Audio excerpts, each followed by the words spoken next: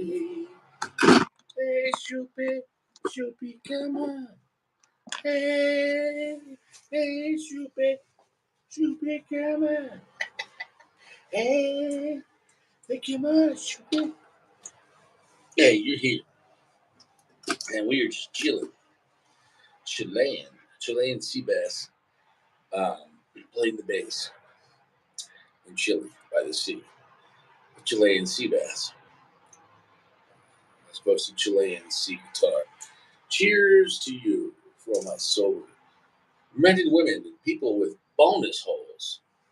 Salud.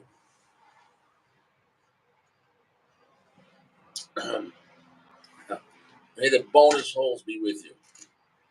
It is what it is. What a stupid place. A wise man from Brooklyn once said what I said. What a stupid place. What a stupid place. I could have went a number of different ways tonight as far as the lounge. Um, and I decided to do the dumbest thing. Well, it's not dumb. But, anyways, I had a larger version of the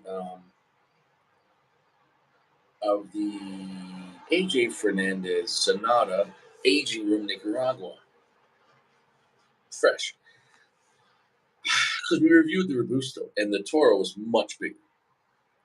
The Toro, I think, is 6x54. I think.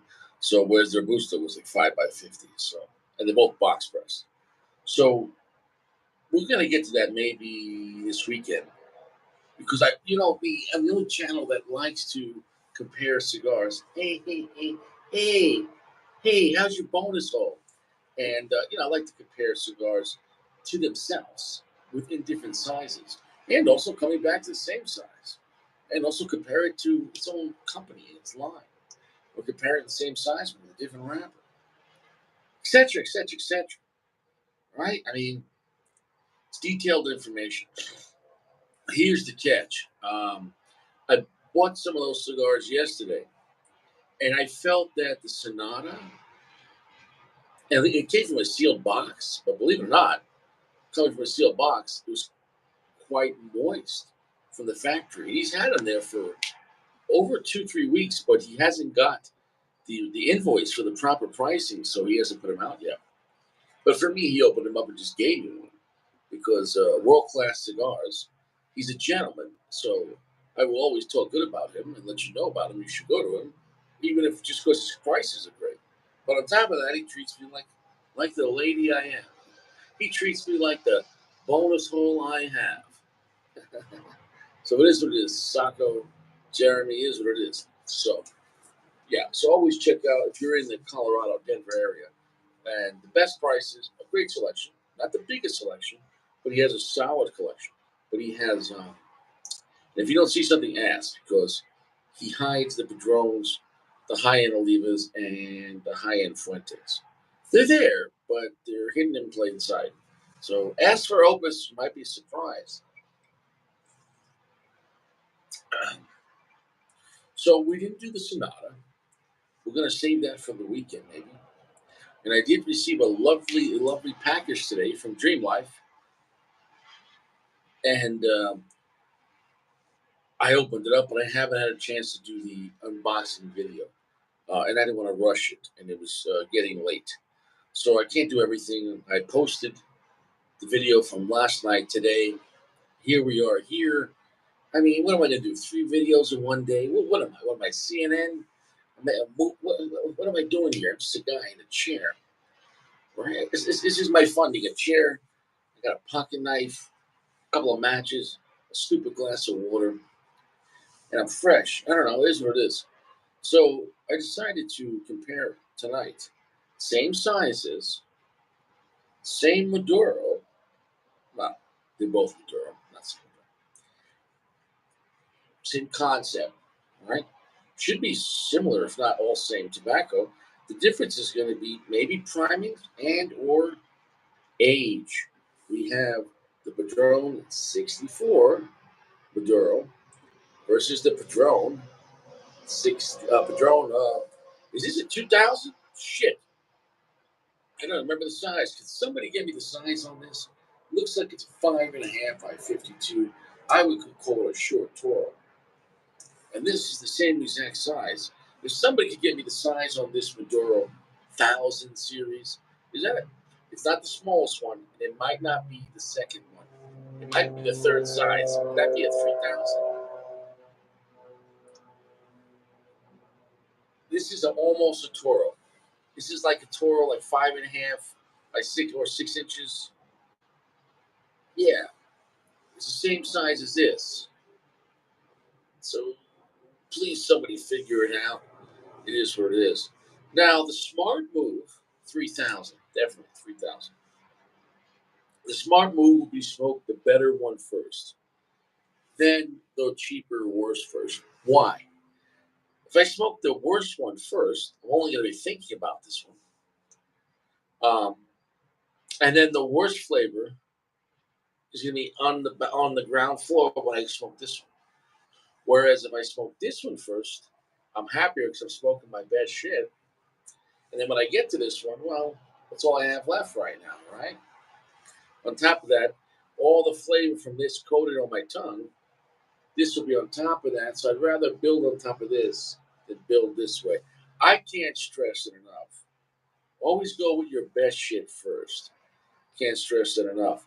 Now, looking at both these cigars, I gotta admit, they look very similar, except this looks like a thicker, darker wrapper on the 64. Also, so maybe a higher priming. Also, I gotta admit, the box pressing, the caps are rather wonky. You can't see that, but can you see that? These are not beautifully applied caps. I have to admit, the punch I had yesterday, it had better external construction. But that's quite shocking. I don't know if something's going on with Padron right now, but I'm telling you right now, that cap, you can't see it. You can kind of see it. You see it? If you can see it, man, the whole top, not just the cap too. This whole area here, it's kind of sloppy. Now you could give this one a pass because it's a cheap $8 cigar, right? For the Padron 1000 series, a value Padron, exactly. Um, but the 64 though, this is not a value cigar.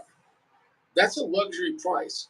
I paid $18.99, guys. Come on, we can't. And I love Padron flavor when it comes to the 64. It's great, but we got to call it what it is. That's a sloppy looking cigar. So I know it's going to draw great. It's going to burn great, but it's a great cigar. But what I'm saying is, I feel like once people love a brand so much, they can turn a blind eye, and it's kind of like I feel like you're charging full price here. This is a luxury. I paid basically almost a $20 cigar for a longer Robusto or a short Toro. All right, so it's a good size stick. But listen, $19 is not cheap, right? So the question is this: I was smoking an $8 Padron yesterday that had a flawless looking cap and a tighter looking roll. So it is what it is. So I'm not knocking the cigar, but what I'm trying to say is, um, just because you add a higher price doesn't mean the cigar is going to look better or look more. You know, in my opinion, it should be though. For God's sakes, you're spending all that money.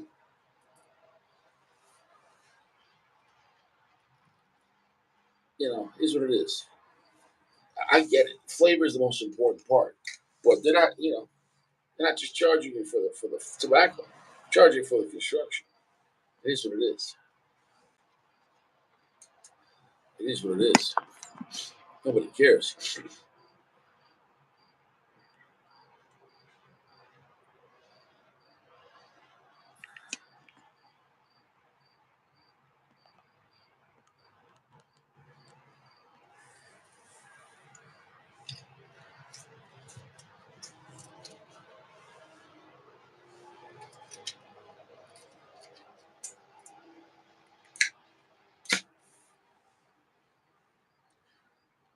What are you smoking, Dreamland?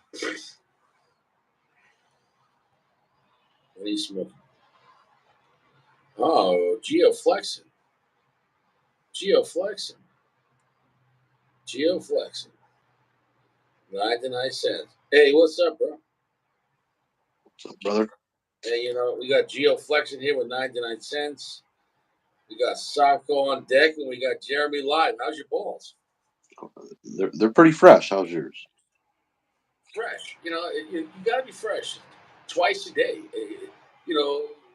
24 hours is too long for one shower.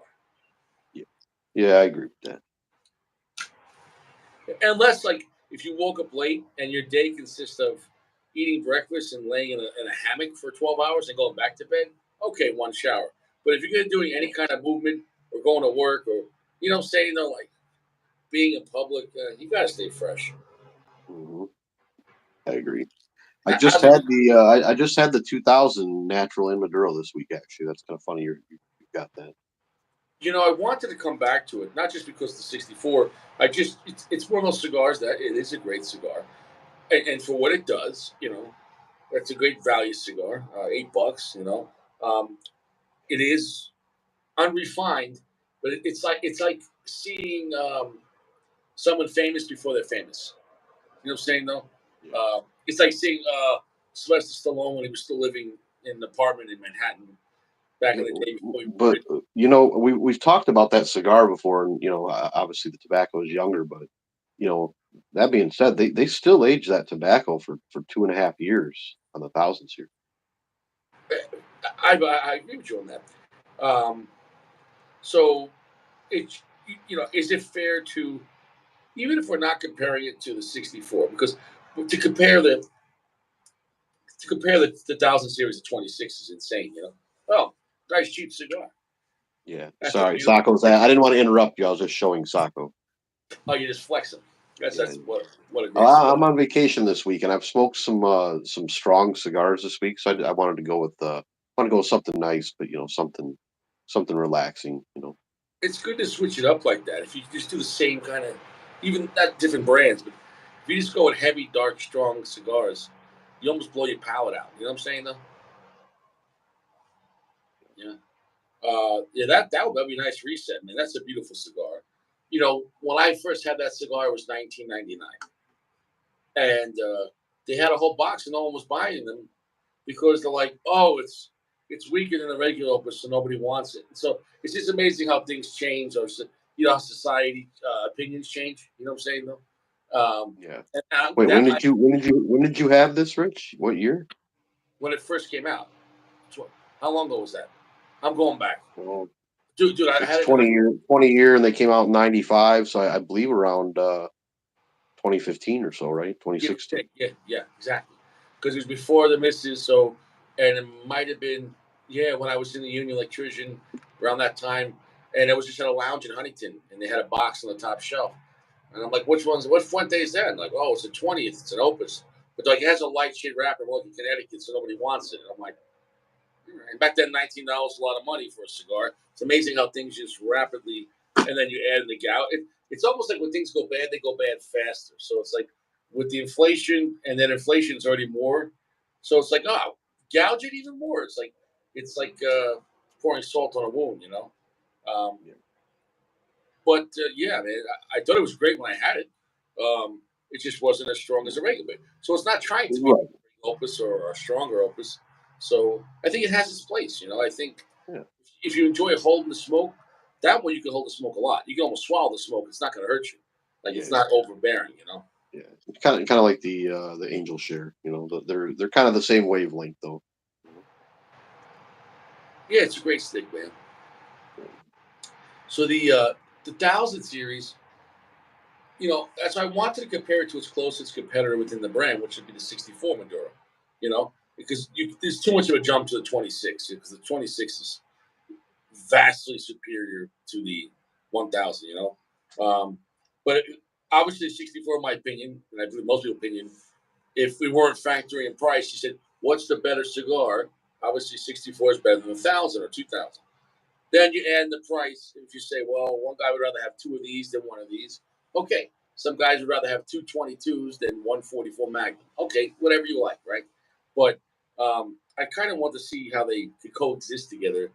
And I think as a follow-up cigar, being this is heavier and stronger, but more unrefined, it'd be a good chaser to this one. Because kind of like once you're already buzzed, then you just kind of chill out on like a cheaper scotch or something Yeah, like that. you're probably making the right decision there, I think. Yeah, but to do the 3,000 first, then this would be a sin. You know what I'm saying? Though.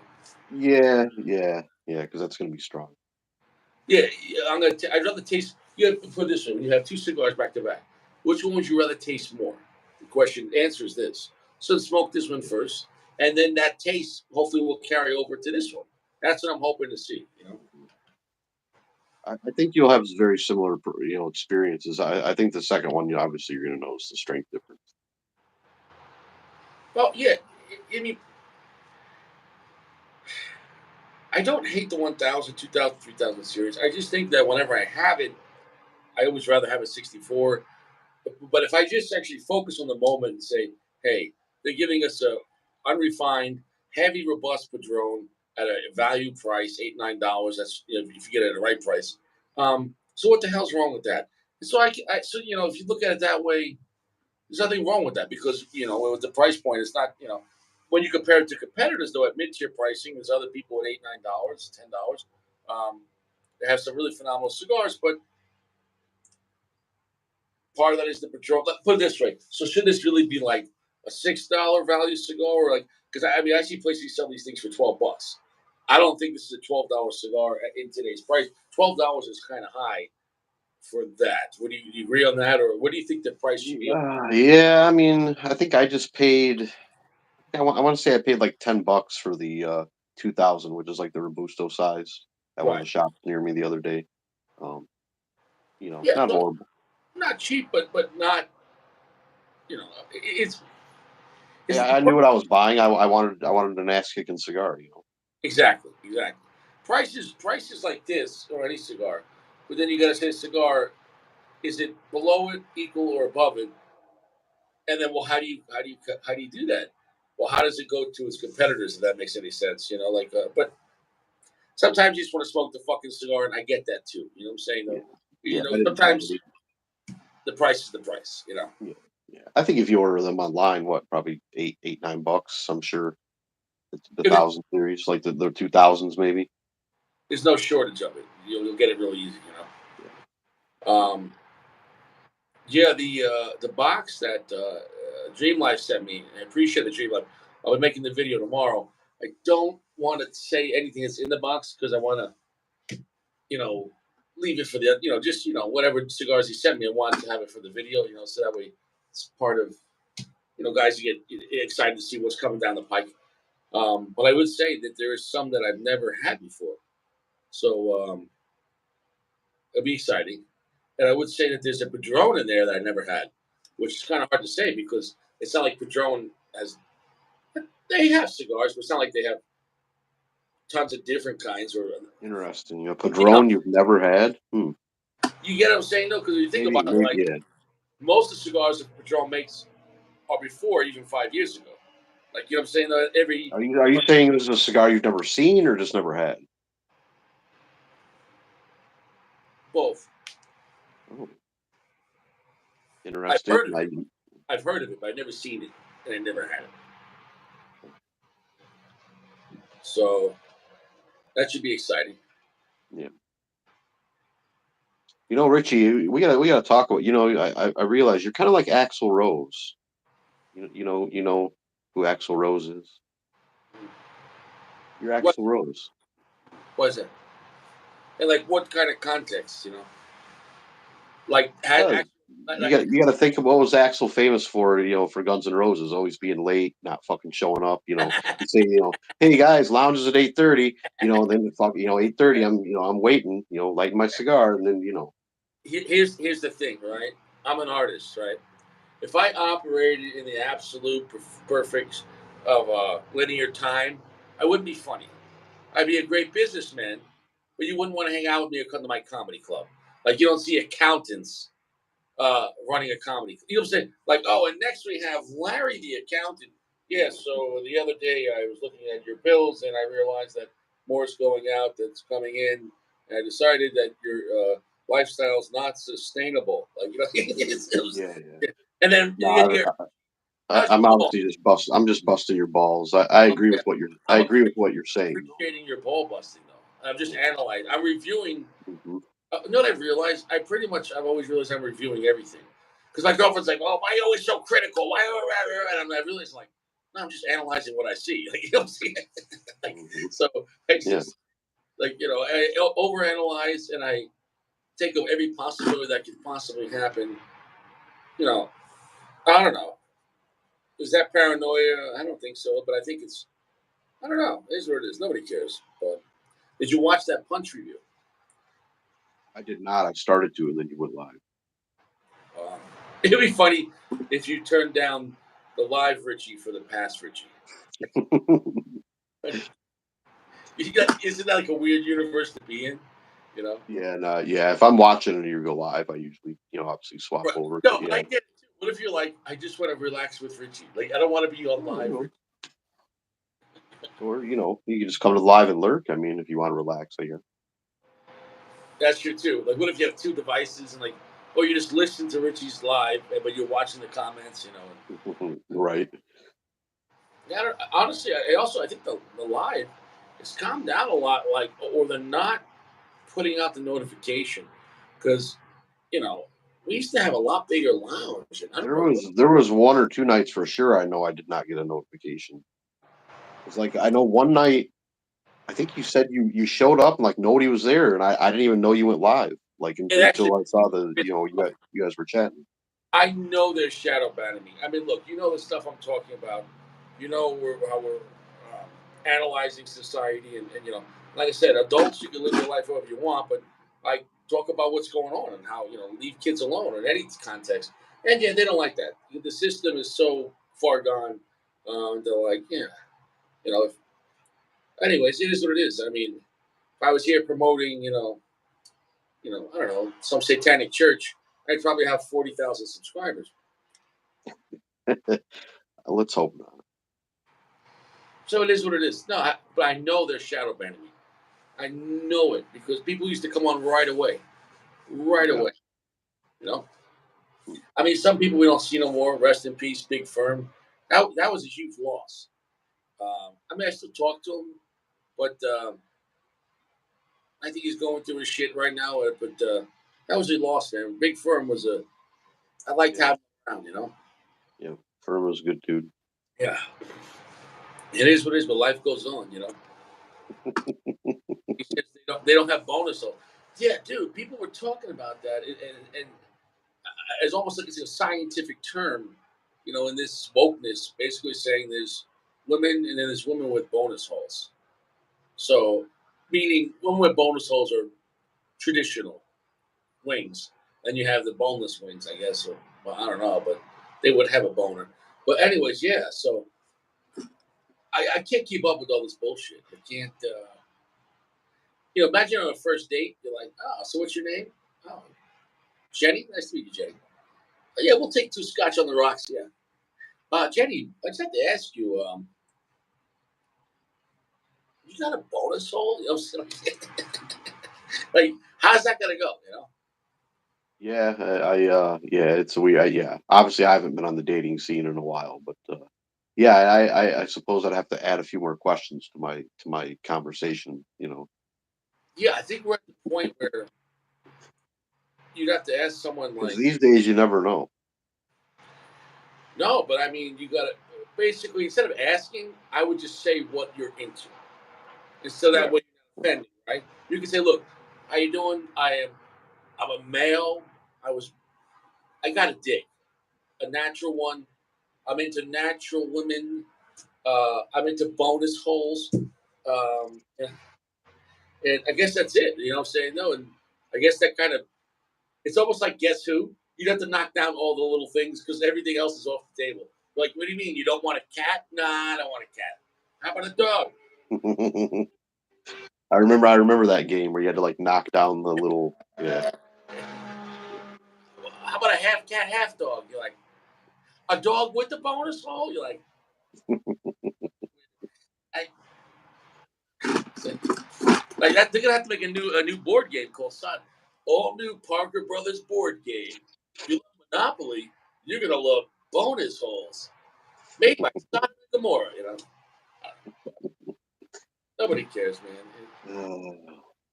But that's the world we live in. As you see this, okay, the other thing too is you gotta say, and I'm not into AI because they're making robot people. It's coming. It's already here. But it's okay. Did you see these people freaking out on planes? And the one woman said that the stewardess was or they were saying that the people on the plane were actually like AI. Like that person's not real. Dude, these people were they were not crazy people. This girl looked like an attractive woman, but she got out of a chair. She's like, "Get me off the flight." She was going nuts. She's like, and this is the 4th of July. She's like, that person is not real. Like, you know what I'm saying? Like supposedly, you look up the video, man, and it happened another one where this guy just got up. He's like he just kept on pointing to this person. Like, what if? Well, it's no matter. See, the thing is, before they just give us AI robot people, what if they're just trying to put them out there and testing the waters, seeing if you'll accept them, and also if you Oh, can realize like put them out there without telling anybody. it's You never exactly what know, man. it's exactly what they did in Terminator. And you got to say most movies come true because movies are made by the government. It's called predictive programming. It's a way to, it's like Vaseline. It's a way to guide in the what their agenda is. You know what I'm saying? Though movies are Vaseline. I can't. I mean, there was a movie with Tom Cruise called Minority Report where they Yeah, I remember that. they're already doing that with Facebook, baby. They're doing that with everything. You know what I'm saying? So I mean, look at what's that movie with Sylvester Stallone, Demolition Man. I remember he kept on cursing and he kept on getting fines. Like we're in that time frame. A virtual HR where everything is like so He I had to don't know. wipe he had to wipe his ass, and he go up to the machine and just start rambling off curse words because he had to wipe his ass or something.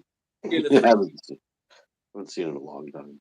yeah, and also remember in the future they were saying nobody has sex anymore. They just order a baby like in a factory, like like basically because they said because that way they got rid of all Oh this yeah, when they yeah, I wanted a kid. forgot because Sandra Bullock said something about. I asked him if he wanted to have sex, and he's like, "Well, yeah," and he said, "Whoa, whoa, what are you doing?" Yeah, so all they had was electronic virtual sex, and you think about it. They were saying something like today, and I don't know the exact number. I'm going to mess this up, but a high more young men today are not having sex because the women today are having sex with a small, put it this way, a small percentage of the men are getting all the women. You know what I'm saying? Because women don't want mid-tier guys anymore at all. They want that millionaire or that tall guy with the six pack and the 12-inch dong. You know what I'm saying? They don't want Bob the plumber or John the carpenter. They want a guy that's ultra rich and ultra this and that. And so, um,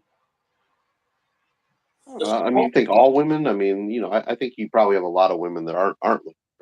dude, you got to look at the statistics. See, you're like my age, bro. These young, a lot of there's young guys now, like in their 30s, that are all still virgins. 20 or 25-year-olds still never even had a girl because they have the online porn, they have OnlyFans, they got this or that or whatever doll they got in their closet, and then the regular girls, they want to. Everyone thinks they're gonna marry. They're there on OnlyFans and getting screwed by a sultan for $100,000 a night. And dude, yeah, I mean, it's such a screwed up society. You know what I'm saying, though? So if you're a regular guy, a lot of guys it's called men going their own way. They've given up on women. Not that they're 451, but they're just you know what I'm saying? How is a guy working at Walmart or a guy making whatever 15, $16 an hour at McDonald's? How is he what girl would want to date him? And normally would say you meet a girl in his category. It doesn't work that way. That girl working at McDonald's is on OnlyFans and has guys fly him out and whatever, pay him $500 to twerk. It's a crazy environment, man, because everyone's competing with the whole world with the cell phone and everything else. When I was an Uber driver, there was a stripper that I used to drive to the airport, and she'd go out for like just one night at JFK, get flown out to like Atlanta or Miami to go, whatever with some rich guy, and she'd make a lot of money. And I'd pick her up at the airport, but it's like, so, you know what I'm saying, though? You think that regular hot 25-year-old girl's going to date a regular guy when like businessmen are paying her 10 grand to screw her brains out for one night at a high-end hotel? Like, How is a regular guy going to be like, hey, you want to go to Applebee's? Yeah. Yeah, I mean, I think I understand what you're saying, but I think you still have both ends of the spectrum. Maybe is it possible that you're just like let's go back to what you talked about with the internet. Maybe you're just seeing that more on the internet, that small percentage. You know what I mean? I see what you're saying, and I would say yes and no because I listen to the statistics where Because they. people are gonna post the absurd shit, right? Like, the your average woman or whatever you want to call, I'm just I can only saying, go like, by average men. The average men that they interview is a high percentage of men. I'm telling you, I was having sex by the time I was 15, 16. There's a large percentage of men that went through their whole 20s and they're in their 30s. They've never even been on a date. I'd be dead serious. This generation that's after me and you, who's like, we're born in the early 80s. This next generation, um, it's sad. But at the same time, I understand why they've given up because it's like they got no balls. At the same time, what's the point trying? I guess because it's picture if you were like 20 years old now. Imagine dating and you think you could trust your girlfriend when she has on Instagram and Facebook, when anyone in the world of any category of whether you know looks, status, sports, wealth could just message her and be like, "Yo, what's up?" right, right. When I was No, I think honestly, I think that's when you think about it. And I'm not disagreeing with you. I haven't seen the stats. You're probably right in what you're saying. The percentage is a lot higher than it used to be. yeah, But I think it's probably because of the internet, because of these social platforms. Um, I'm sure a lot of guys don't want to put up with that bullshit. no, I no, know I wouldn't.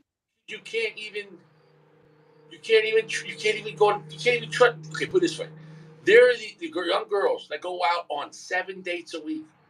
Every night they get wined and dined, and maybe they bang the guy, maybe they don't, and they just want to show up on that Instagram date or a Tinder date. They get the free drink, female. See you later. Oh yeah, and they just get a comp lifestyle. You know what I'm saying though? It's there's a downside to that too though because if you are a young woman and you waste your youth just constantly playing around like that, it messes up your head. And then once you hit your 30s, you're like, where have all the good guys gone? Right, And right.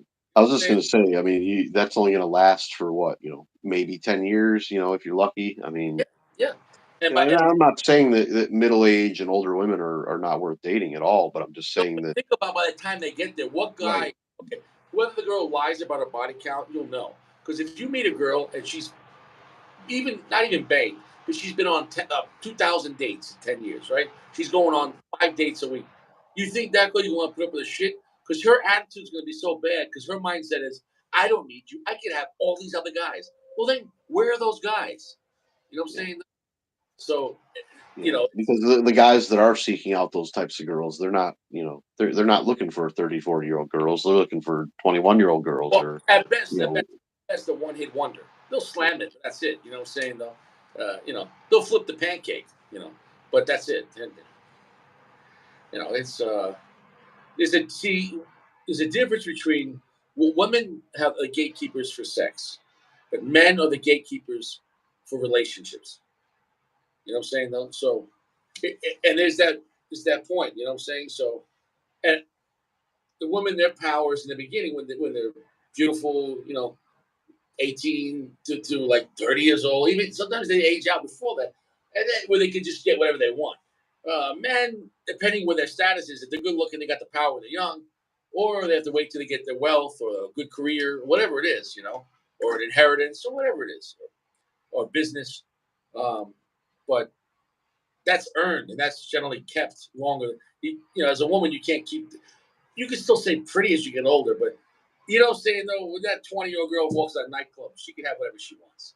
Without the, so that's a power that I think as it dwindles, it must be a scary thing to lose that kind of power.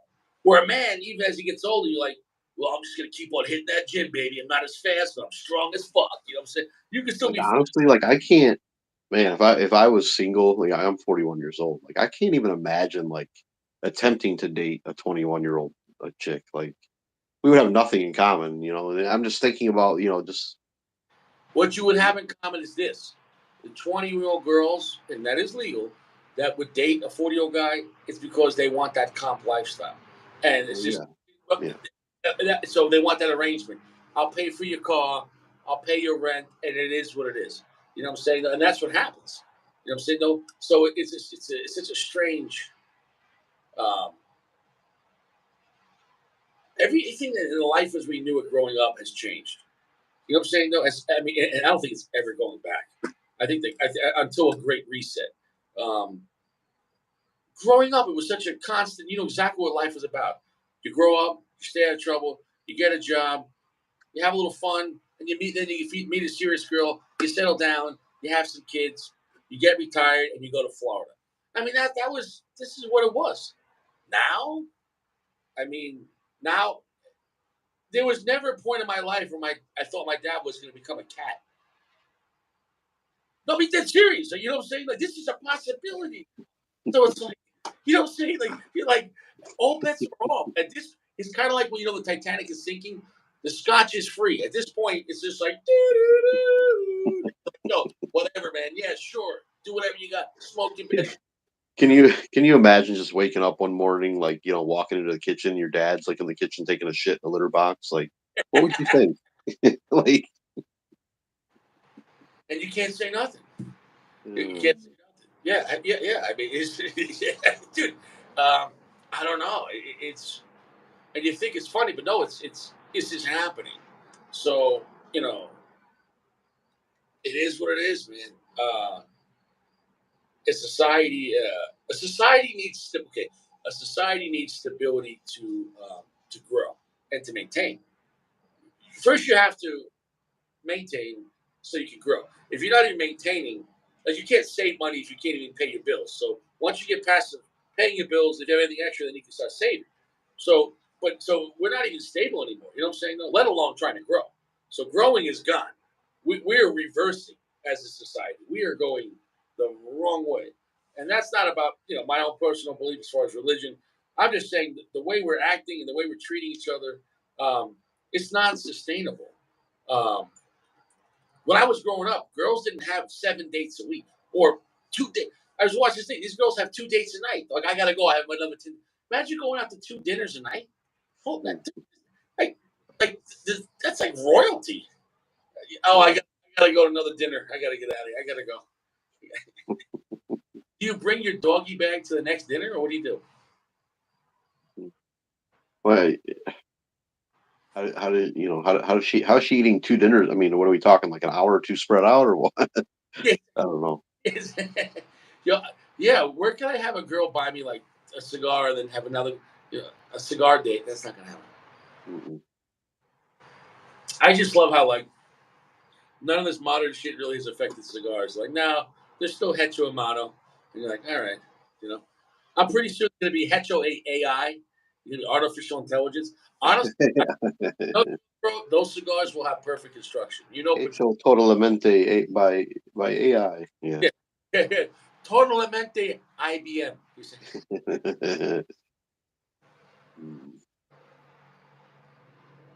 what we say? What was I going to say? But 2023, like you said, it's been a fucking killer year so far for good releases. It absolutely has. God gave us a great miracle. It is a shit year as far as life, but the cigars we're getting. I mean, really, bro, come on. I mean, even the cigars that already were the releases we're getting, I find them really phenomenal.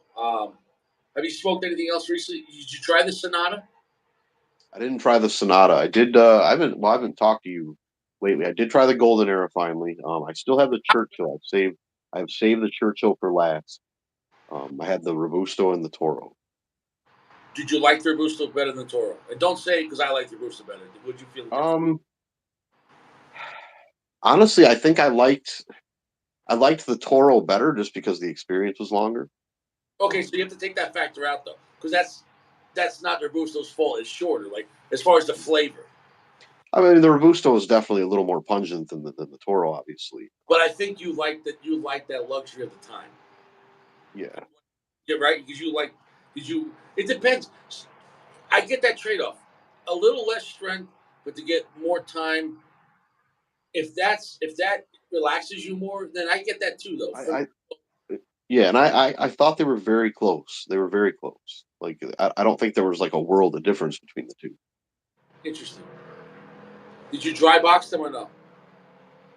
When I got them, they were already like mid 60s. So no, I just smoked them. I smoked them fresh. They were actually the first one I smoked because I got like a sampler from Neptune. I think I sent the pics, all the shit that I got because yeah, I had the Cafradia finally. And that one was okay. I'm not saying it was horrible. I might buy like a 5 pack or something. I don't know if I'd buy a box. I don't. I think the problem with that for you is you don't smoke a lot of like entry level mid tier cigars. So I think did you have are your expectations too high for that cigar? Like or like like if you go You from know that, and that could have been it. Maybe my expectation was too high because I was very excited to try it because that is budget the friendly, things you said about it.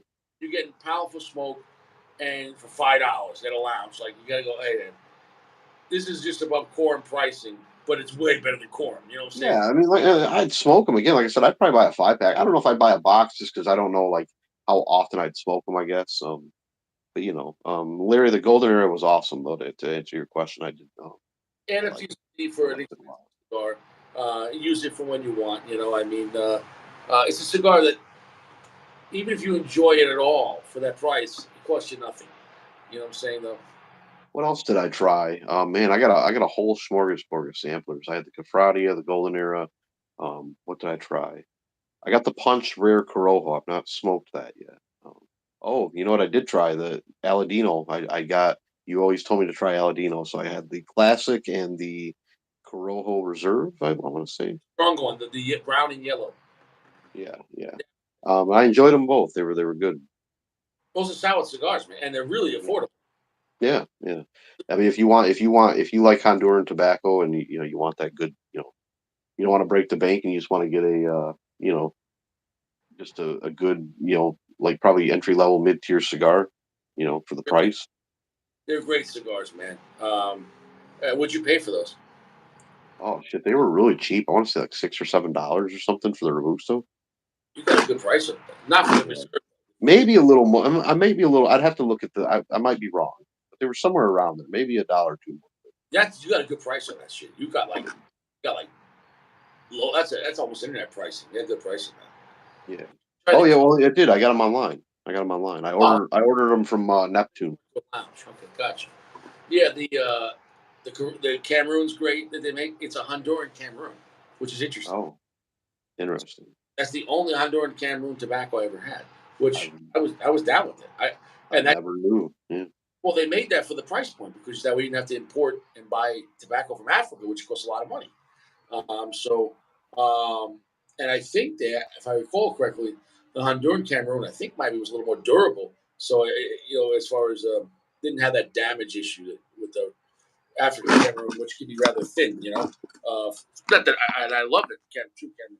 I'm just saying I think there's a pro and con to everything. So it didn't taste exactly like a Cameroon, but it definitely tastes like a Cameroon, just a different thing. I like going to Honduran cigars. That punch I had yesterday was phenomenal.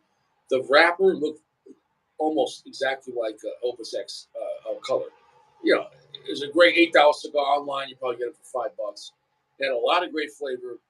I think it's a good cigar to age for a couple of years, because it just even better. Um, but it offered a lot for very little. And if you took the band off, you wouldn't know you went to a lounge and paid $8. So I think Punch is a great value brand, and that's all Honduran tobacco. That's another Honduran Puro.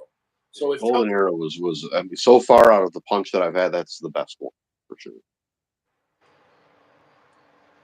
and the modern era it is, the golden era beats the Grand Puro, but the Grand Puro was like 50% less money, 8 versus 12. So I if have the rare Corojo too. I want to try the rare Corojo. Rare Corojo is great. It depends how it hits you. The Rare Corojo, it feels a little. It's not a true Corojo. It's just some of the filler. I think Mm, that's an Ecuadorian Sumatra wrapper, and I could be wrong. mm. The Rare Corojo is definitely. It feels a little edgier than the Golden Era. I'm not saying it's edgy, but the Golden Era definitely feels like a nicer cigar. The Golden Era is definitely sweeter. The Golden Era but it's still very intense. Whereas the Rare Corojo, I think it's a little more in your face, a little darker. Uh, it's still heavy. The flavor of the Red Crow is unique, and sometimes I can't place it. A lot of floral notes on that as well. Um, It doesn't. It's not a cigar that makes me feel comfortable on smoking. But that's what I like about it. It feels like every time I come back to it, I'm like, I like I like the way it makes me feel, not the flavor. Meaning, you're like, oh, what the hell am I going to get out of it now? It's almost like a something that's always changing. Like you just hop in wherever it's at, and the rare Corojo. It's not like we spoke with Joan 64. You know exactly what you're getting. The rare Corojo is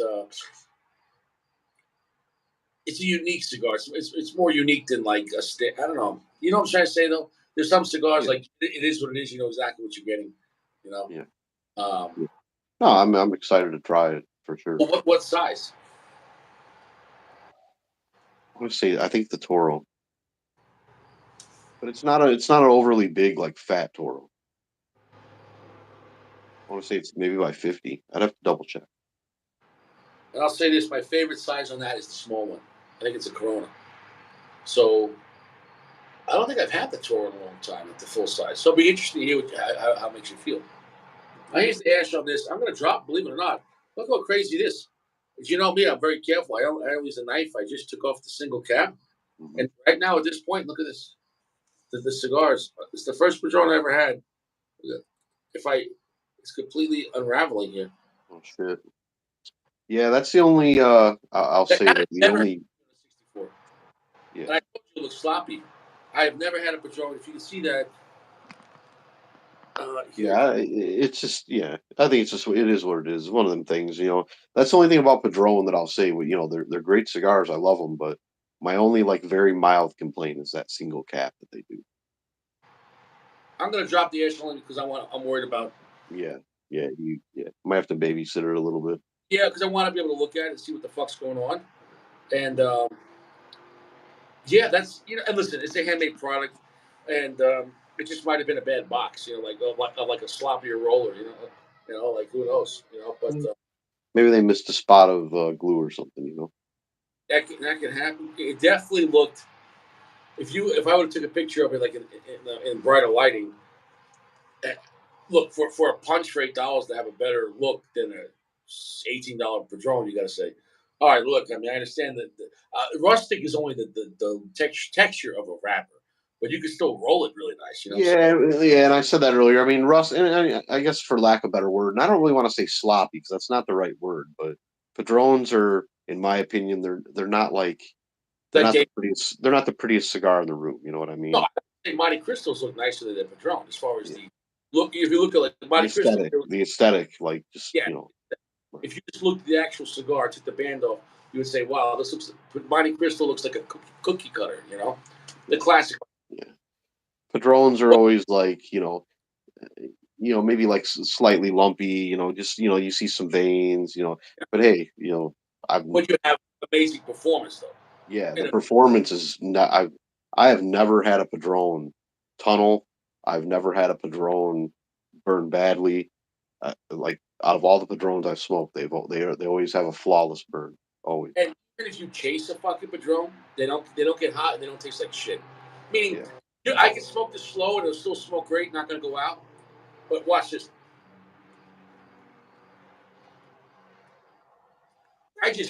I harped on that like six strong puffs in a row. It still tastes like it's what I'm saying, like it doesn't heat up, it doesn't pop. Like it will go as fast as you want. That's the scary thing. So if you smoke it too fast, you'll be out of a robusto in 20 minutes if you want. I mean, Yeah. you Yeah. really Yeah. Well, we're you typically have that looser draw too. From I think I agree with you. I probably want to say they probably underfill their cigars like by one leaf or something. I don't know yeah, and also the way compared to other cigars. they definitely underpack. I agree with you, and but the way they roll it too, the airflow is just they Yeah. probably best airflow. The way they design it's designed for performance. Yeah. Kind of like And I'm not complaining. I'm not complaining. I'm just saying they always have a very loose draw. You know, absolutely, always a very light cigar. Like if you're. but it's not a loose. When you have loose draw, is a variable. If it's too loose, it doesn't even pull the tobacco. If here's let's say standard. If you just go a little more loose, it still pulls the tobacco, but it's effortless. If you go completely open, it's kind of like it's like a whistle, like you just like the air. You know what I'm saying? Though you're pulling the air, but it's not pulling. Did you ever have a cigar where it wouldn't even pull, where it was a completely open, like wouldn't work? Yeah. That can. Yeah. Too airy. Yeah. Yeah, it's such a phenomenal cigar. Have you had the 64 Maduro lately? Uh, Maybe a couple months back. I have a box I'm finishing up of the naturals. I really want to. I think my next Padron purchase is probably going to be, if I get boxes, if I buy Padron boxes, probably the 64 natural and Maduro. I think What those size? two. Exclusivo, the Robustos. I think that's what I'm smoking. If Yeah, those the roosters are five and a half. that's actually the Exclusivo Maduro 1964 is one of the top selling Padrones. It really is the perfect size. It's a short Toro, so it's kind of like Yeah, you know. I can't say anything bad about the cigar. If we're just talking about the flavor and the production and the consistency of the flavor and the consistency of the draw. If I had to bet my life on any cigar on those just two factors, the Padron is the king of that. On absolutely performance. Um, I have never had a Padron like, oh, it didn't work, or I'm not getting that Padron flavor. Like, and I can't say that about every cigar if I didn't let it dry out. You know what I'm saying? Though, some cigars you might have to leave in the dry box or leave it out for 5 6 hours. With better performance. Even if a yeah. Padron is wet, I think it's still going to perform because of the airflow. I think it takes. Yeah, the 2000s I had the other day, I got from the lounge, and I smoked them that day, and I knew they were wet. They And were it's like they were like 70, 72. and it still worked. Oh yeah, oh yeah. Yeah, so that's and And that's I actually smoked them back to back. I smoked the natural, and then I smoked the Maduro. that's interesting. And how do they complement each other?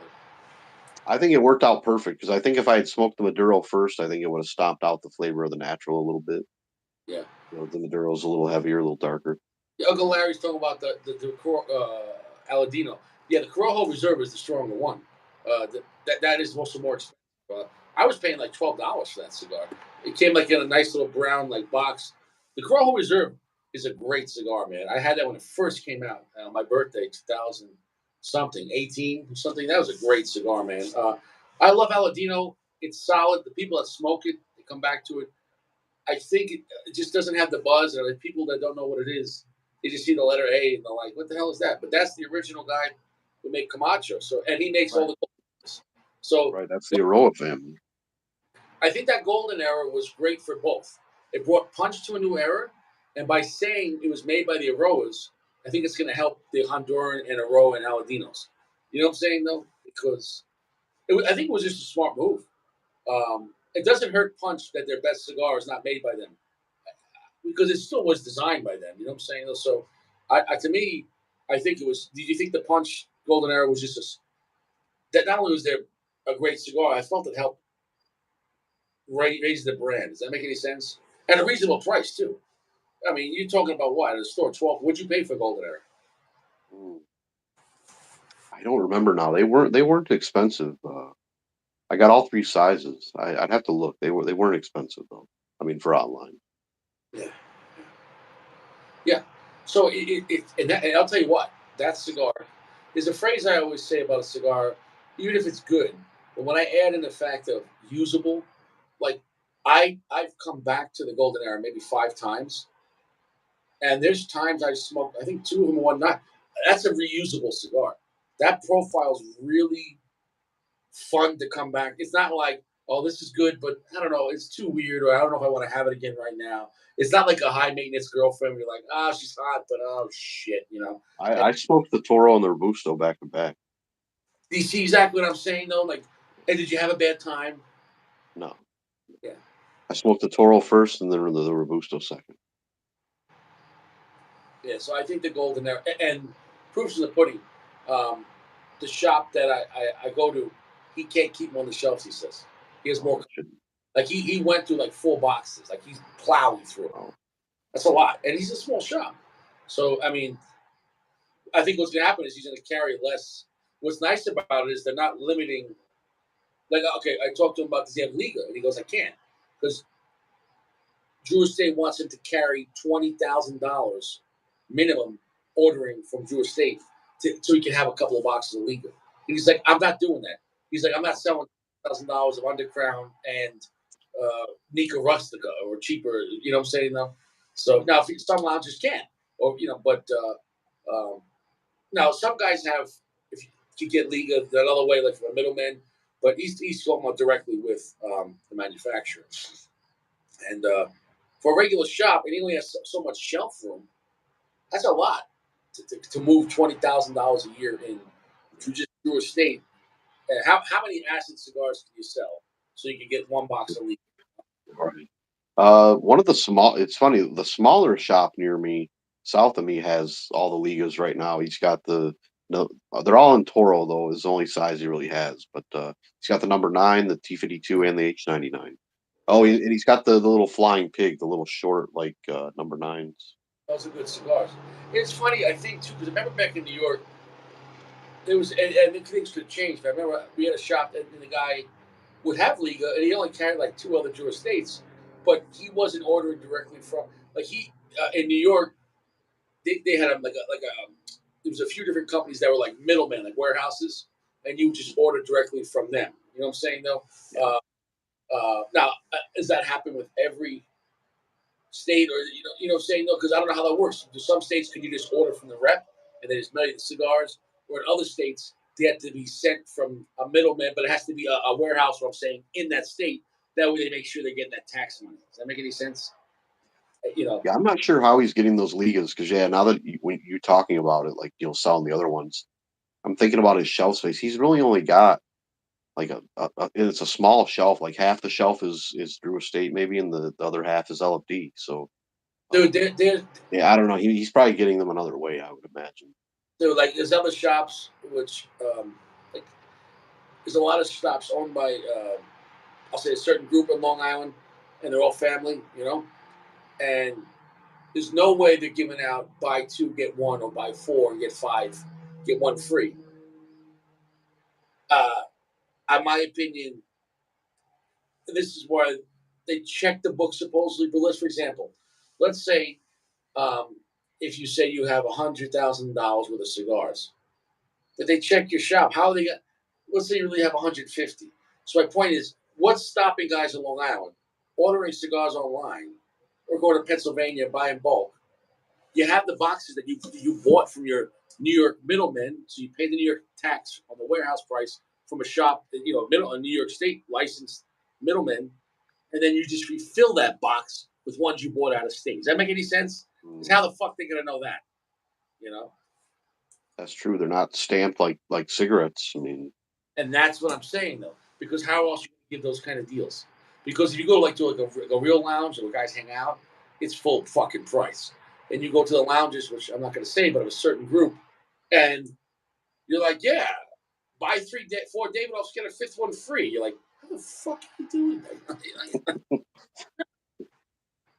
I went to one, um, and the guy's like, yeah, just buy one Monte Cristo, and the next one's half off. And I'm like, I appreciate it, but I'm like, why can't every shop doing it? But that same guy also asked me if I wanted to buy marijuana. And I'm like, no, I don't smoke marijuana. Okay. or he's offering you like the fake box of Cubans under the counter that he's selling for 40, $50 a pop. He skipped the counter for Cubans. He went straight to ganja.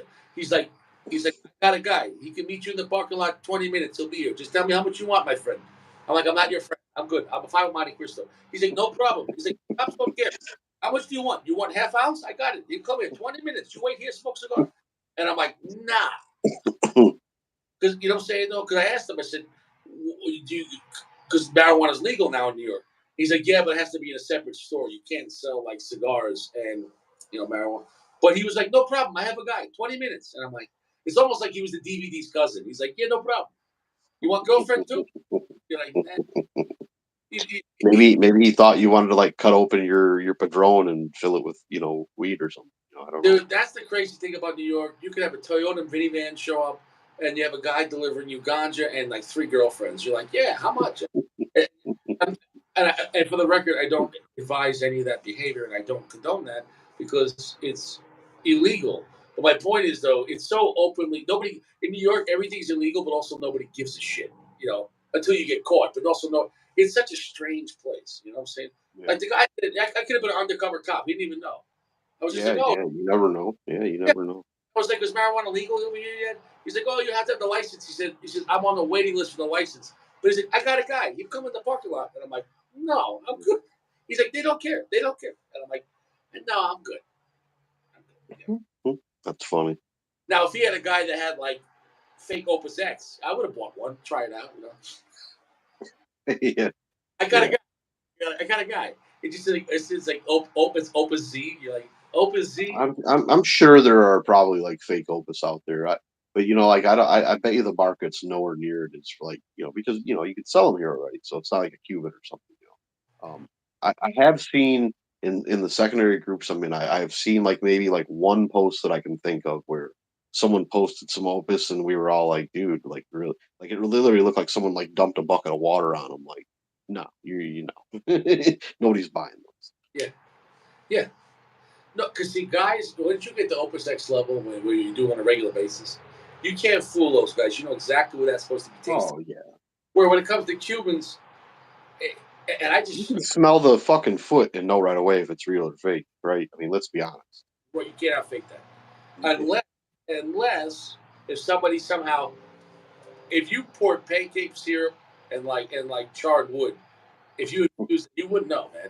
If you had good Yeah. Canadian bacon and like pancake syrup and you poured it on the bottom of like a cheap cigar, and like, I don't know. I think a syrup and syringe, if you injected that into the foot, you might fool Richie. But Someone's just infusing quorums with like syrup and like pancakes. dude, that guy at IHOP is chopping it up. He's just like, "What are you doing, sir?" He's like, "I'm on my muscle." Get a little syrup. He's just pouring. That's I funny. mean, right? It would fool somebody, right? Oh, it's got that syrup smell. It smells like blueberry syrup. I told you not to use the blue top. You know what I'm saying? Yeah, the minute you lit it up, though, I mean, if for anybody that smoked, say, no, this, you know. I mean, you'd have to respect the hustle, though. I mean, it is what it is. But I had, I mean, I'm not like a huge Facebook poster or anything, but every once in a while, I might post a picture of a cigar that I'm smoking or whatever. But I've had guys message me out of the blue, like, "Hey, man, you want to sell any? You got any Opus bands you want to sell?" Like, no, I don't want to sell you any Opus bands.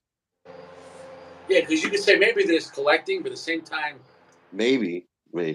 And some people I know do make like artwork and stuff with them. Well, this the last guy I can remember. He was telling me he's make cups or some shit. And he showed me pictures. I'm like, that's nice, bro. But I didn't even reply to him. I'm like, I don't know you. I'm not interested in selling yeah, you just say I don't have a bonus hold. Just leave me alone. you. Yeah. I Speaking of, believe, if I'm not mistaken, I think I heard once Carlito when he smokes an opus when he's done, he tears up the band. I'm almost positive. I respect that. Yeah, because I mean, just because we could, I've never smoked a fake opus. I would know, just from the foot. I never have either, but I'm sure they exist. You know. We can't say it can't happen. You know what I'm saying? Especially with the gouging, wherever there's a secondary market, and that's why the Cuban market is such a problem. And the Cuban market is such a problem that even is infecting the real market. There's fake Cubans in the real Cuban market, which is scary. But I just saw this article. It was a YouTube guy, but it was totally legit guy. I think he was a British guy. And they were talking about what's going on right now with Cuban tobacco and how they've had a very bad year now, which, as far as not saying the cigars, but the tobacco, and they lost a lot of crops, I think, in a storm, Yeah, and they did. they had bad yields. And also, they were saying like they keep on reusing the same spots, and those fields need a break from always producing the same tobacco. And so it's making weaker tobacco, and so we'll see in like 2 years the state. And also, they said this year, as far as production, this was the weakest year of production Cuban cigars, as far as their production in the factory, since the 80s. And think about how much more demand there is now. So the prices of Cubans are going to go up and up. Think about that, man. If they only produced what they did 40 years ago, because of the Yeah, law. I think they lost a lot in that big hurricane that just went through there. What, like this not too long ago? I know. I read that they had damage to a lot of the crop. Look, I just that's just a lot of problems, man. Also, this guy was saying he showed a box of a new release Cuban, and he always says that whenever they have a new cigar come out, those ones always look flawless because they're trying to get guys hooked on a new type of cigar, and then and this one actually, all the cigars had sunspots on the wrapper. So if that's a new release and you're having issues on the quality of the wrapper grade, you know what I'm saying though? And you're not talking about cheap cigars. You're talking about people spending $40, $50 for a Robusto. That's Oh yeah, expensive yeah, because not absolutely. everything is cohiba. That's where it gets nuts. But Right, right, right. But even, I see prices of the other stuff. I mean, granted, I'm talking like secondary, but even Ramon Alones and stuff like that is, it's not cheap. It's not a Cohiba price, but it's not cheap. the other big three would be like Party SD, fucking Yeah, Boulevard, Monte Cristo 2, Monty number two. Yep. and the Hoyo Epicure number 2 is great. The Hoyo Epicure 2. Have you ever had a Hoyo Epicure 2 Cuban? I used to get them. Uh, I don't know that I have actually. I don't think not the Epicure number two. No, It that's the was fat one, right? such a creamy cigar with nice black pepper and Yeah. so much dry cedar. It really was like a refreshing smoke. Um, and I haven't had it in years, the true one. And I don't know the price point now. I'm sure they're ridiculous. Back then I was getting them for like $15, $16 a pop on the secondary market from a guy that was a collector. I told you he had a business, and he would let people he knew. My friend did business with him, so he said, hey, come on down whenever you want, and I'd get like $15 Monty number twos or $15 Hoyos. Some other ones were a little more, but hell, and they were 100% legit. You see the boxes and everything, but then their connection died. They had a connection with a trucker guy that drove a lot, and the guy just dropped dead of a heart attack. One day I went in there with empty. I was like, "Where's the Cubans?" He's like, "No, the guy died." I'm like, "Fuck." He's like, Damn. you know. But dude. This was going back like 8 years ago. Like, so that was $15 was expensive 8 years ago.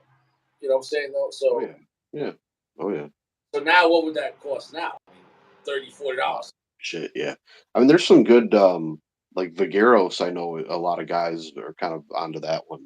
That's a fairly. I think it's been out for several years. I don't know if Anthony's here. He could probably say better than I could, but Vagueros, it's called. It's a cheaper Cuban that they're not bad. I think they come in like tins, like little tin canister, like you Yeah. know. I know exactly. Um, yeah, but Yeah. for the price point, I think you can get maybe 16 of them or something for a little over $100. Not bad. Yeah. They're probably really young too, though. All right. Oh, yeah, I'm sure. Yeah, but I've had them before. They were pretty damn good. Yeah. I think for the price point, if it's at the like it was back in the day, the Romano Alones was a great earthy Cuban cigar with just enough balls and spice that was like, man, that was a good kind of a rustic smoke, and I liked it. Yeah, Uh, and guys sent me them before, but the price on everything is I can't I can't justify for me. I'm just a middle class guy, so I can't drop $400, I $600. seen I seen somebody just post a box of Siglo Six. I think today for $1,800. I can't. Yeah, I said I can't do that. And God bless. I'm saying no, but like you know, like, I'm not going to work overtime, for a month, just to buy a box of Cohiba Single Six. Like, it's a good cigar, but dude, they're not $50, $60 cigars. They're not. Yeah, yeah. And to be honest, and I know I've said this before, like just my honest opinion. I'll say this as a preface, like I probably have not smoked hardly as nowhere near as many Cubans as maybe you have or Anthony, but the ones that I have smoked, I've probably smoked, maybe 40, 50 Cubans, like different varieties, different brands. They all kind of taste the same to me. Like now, They're granted, very there are nuances, like little differences, but it's kind of like Padron, right? Like you kind of know what you're getting into when you smoke a Cuban, in my good opinion. because you're getting all Cuban puros. Right, right. The problem with the Cubans is their wrapper. They can't get a dark, heavy wrapper like a Mexican San Andreas or Connecticut broadleaf, or even a really thick, oily Ecuadorian Sumatra. They can't do that shit. If you look at the wrappers on a lot of the Cubans, they look really thin and like veiny, like you're like almost like paper thin, and you're like, Well, here's a question though: is the question is it that they can't do it or that they don't want to do it? And I'm thinking maybe they don't want to do it because think about like we were just talking about the production of tobacco in Cuba. Like I think their interest right now is to crank out as many cigars as they can, so they don't want to ferment their wrappers for longer time to get that Maduro or get that darker Yeah, wrap. or lose tobacco and just cut off all the leaves Right. and leave top primings. Look, some And they companies, do make they make a Cohiba Maduro, right? I think Sacco was smoking one night. that's a great cigar, but it's not a very thick wrapper, and it's not that very dark, and it's not that strong. So it's a great cigar, but a Cohiba Maduro, if you compare it to like a Padron Maduro, like there's no like you compare. Yeah, I'm sure. I've never had the Cohiba Maduro. Yeah.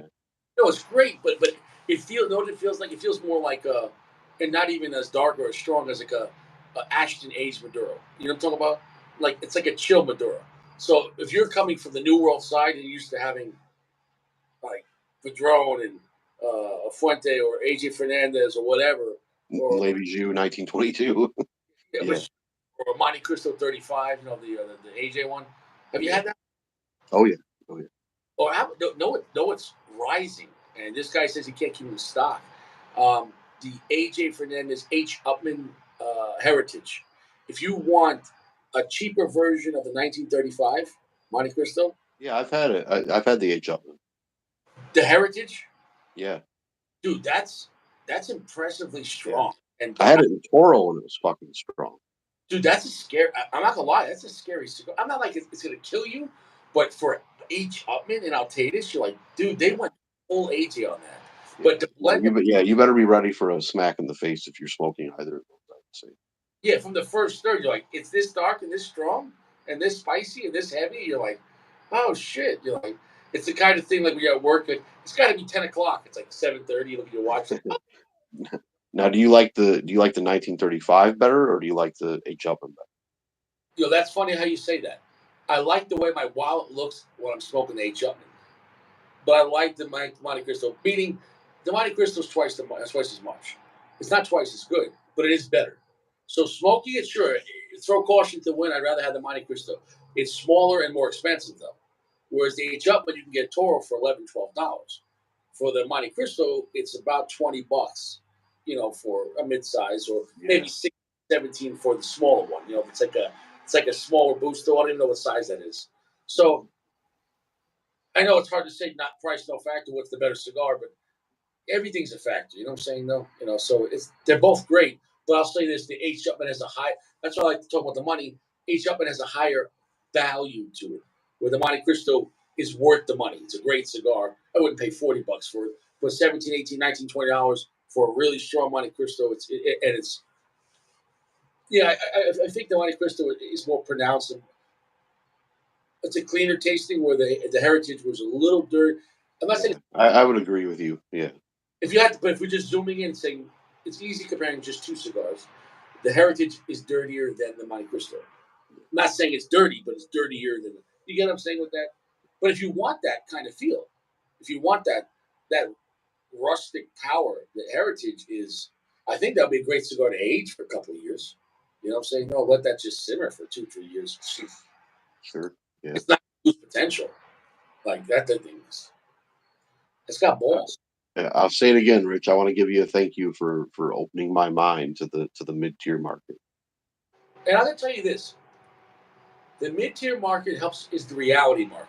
It helps you appreciate your higher end cigars more, but it also makes you second guess some of your higher end, because you got to go.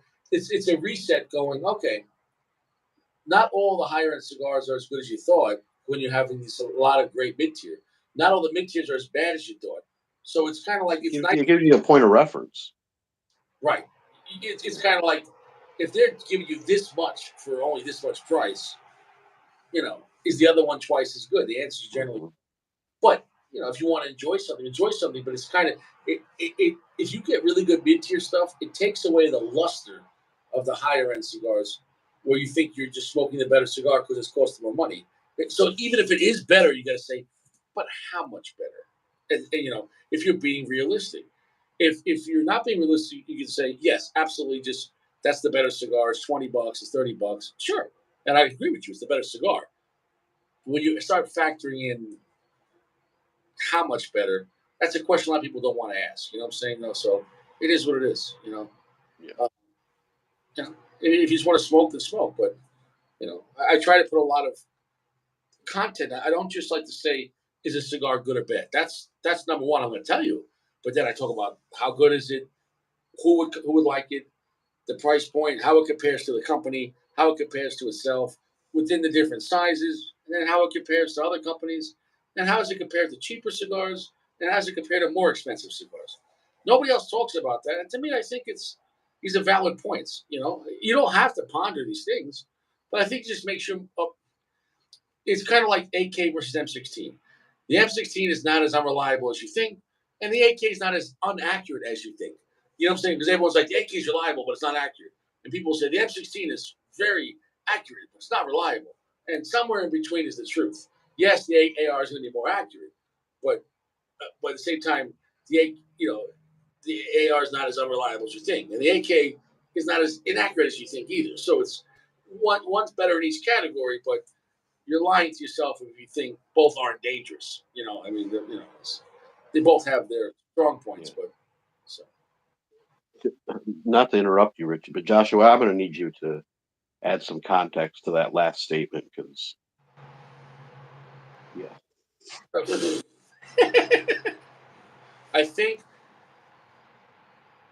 he's loading, he's oh, manufacturing ammunition. okay, okay. He's reloading. He goes to the We range. need a little. We need a little context. A little context. You got to also give him some grace. I don't think he gets out that much, and he did get hit in the head. So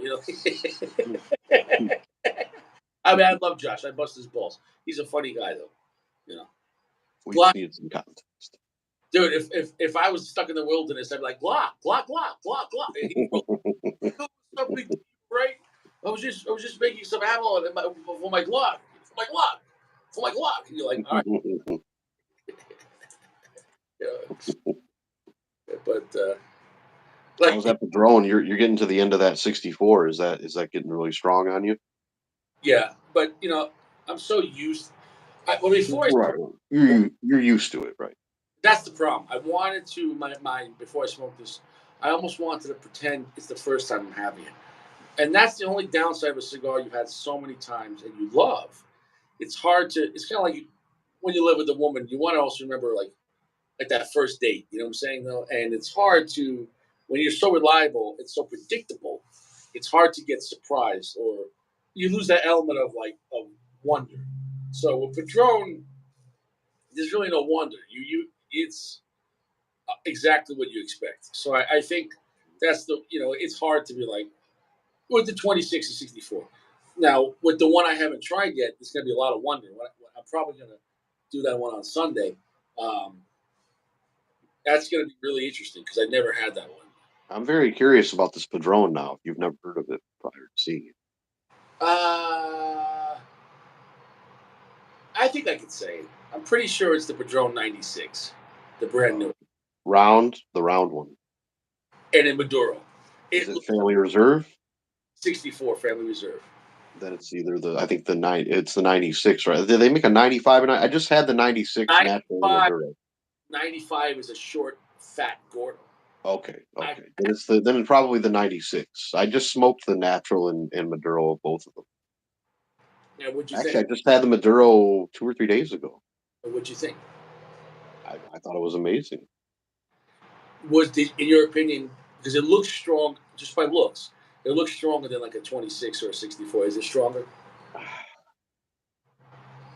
I mean, well, remember it is a 64, but you've got that age on it, right? You got 10 years of aging on. I don't know for Yeah, all the you could be, tobacco is. you could be using all higher primings to Yeah. justify the cost too. You know what I'm I saying? mean, I don't know. It's strong. It is strong.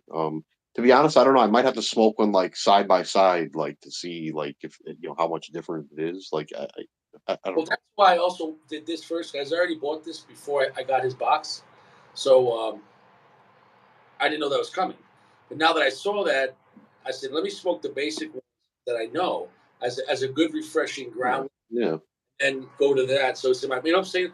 I'm telling you, you could know a cigar, but if it's been a few months, it's good to come back to it as like you know what I'm saying though, to just remind yourself exactly how it makes you feel. Flavor is one thing, but how it makes you feel. So it'll be interesting. I might not smoke it tomorrow only because I have a guest coming over, and I might do a video with him. I don't think he's ever smoked a cigar, or maybe he's from Greece, and he's becoming an American citizen. And he married my girlfriend's best friend, and so they're going out to a little local bar to have some lunch tomorrow. And so he has no friends here. He has nobody here besides his wife. I've seen him a few times. We went out for dinner, and believe it or not, he helped me move. Now, he didn't want to take any money. He didn't understand. He's like, first of all, he's like, I don't understand why you Americans move. Like, what do you mean? He's like, my family's been in the same house for like 100 years, and I'm like, in America we move because we're not stuck in one place. You can move it, and so he didn't understand the concept. He also didn't understand the concept of tipping because in their country, in Europe, you don't tip. Yeah, yeah. A lot of countries don't. That's like an American thing, really. I mean, and maybe I don't know Canada, maybe I don't know, but I'll explain yeah, it. European countries, it's an insult to tip. It is an insult. They do not. They pay their people a livable wage, Right, where in America they're like, you're gonna make $4 an hour, and then hopefully you get tips, and they pass it on to the right, customer. You know what I'm right. saying? And then people say, oh, but the tipping's good because they can make more than what you, but they also can get totally stiff too. So, I guess the American spirit is, well, if you hustle, you can make more money, and I get that too. But in a way, I think it should be a mix of both. I think that the restaurants are just fucking their employees by giving them nothing and hoping that the customers will do the right thing. It's you know I don't have an answer for that dilemma. You know, I know there's a new restaurant in Colorado that's it's their first one doing this. It's the guys that own South Park, the South Park guys Yeah, from yeah. Colorado. It's like a themed restaurant for kids, but also adults go there, and they have like swimming pools and they have like theater acts. So while you're eating, you'll see like people diving off 40-foot waterfalls and like mermaids swimming around. It's kind of anyways. The business went out of business years ago. Go Casa Bonita, look it up. I think. And anyways, they rebought the place and they revamped it, and it just opened up. But supposedly they're going to be paying their employees $30 an hour and no tipping. Oh, shit. But what they're doing is they're going to put that into the price of the food. But if you think about it, you look at the price of a food if you go out. But if you factor in 20%, it gets expensive quick. Oh yeah, for sure, for I sure. think a lot of waiters would take $30 an hour. You know what I'm Oh saying? fuck yeah. I mean, that's great money, even in today's economy. The downside is you would say, oh, you're going to get terrible service because he's not going to want to work good. But I would say, no, they're not going to lose their job because if you're a manager, you're going to say, listen, if you want to keep this job, you actually got to do a good job now. You know what I'm saying? Though, so it depends. If they're paying people $30 an hour and they don't make them work, then yeah, you're going to get terrible service. But then people won't come back. So, it is what it is. Yeah, Yeah. 400. Yeah, I mean, yeah, I mean, some servers clean up on tips. I think it probably depends on where you're working. I mean, if you're working at say like a dive bar, right, you're not bringing home big tips. I would say probably. I mean, sure, you might get some, but as opposed to like a high end restaurant, like if you're Also, do you have a bonus hole? Attractive yeah, woman, a lot more money, but I hate to say it. yeah. I mean, if you're working at a high end restaurant, yeah, 400 or 500 bucks in tips a daily or a night, that's definitely not unheard of. But I'm telling you that shit's over, and I'll tell you why. We are in a digital system. Money's over. Give it a few years, money's over. So you're not going to be able to tip. The only tip's going to be digital, so you're not going to be able to hide the money. Tipping was great when you could hide the money from the IRS because you think the waiters report their tips. Yeah, probably not. Yeah, yeah. So what happens is when you tip on a credit card, though, then those tips get taxed because then that's reported. They have to. It goes on the record. So I'm pretty sure when everything's gone just 100% digital, you'd rather have that $30 an hour than even if you made $200 a night in tips. I But then mean, we're already kind of there, right? I mean, yeah, I'm like me, I might carry some cash on me, but I mean, how often are you whipping your debit card out to pay for shit? yeah, I don't mind a debit card, but the thing is, we have the option. I'm telling you, look, you go to the bank right now and try to take out $4,000. They're gonna want to do paperwork, or they're gonna be like, "Why do you need this?" Or saying no, or oh, you got to. Maybe, yeah, maybe. I'm sure there's a limit, definitely. Well, even if you want to take out anything over 9,099, you got to fill out a form for terrorism or something like that. So Yeah, yeah. I think it's like 10 over 10 grand or something. yeah, but trust me, if you If you start going to the bank and I want 2 grand, I want 4 grand.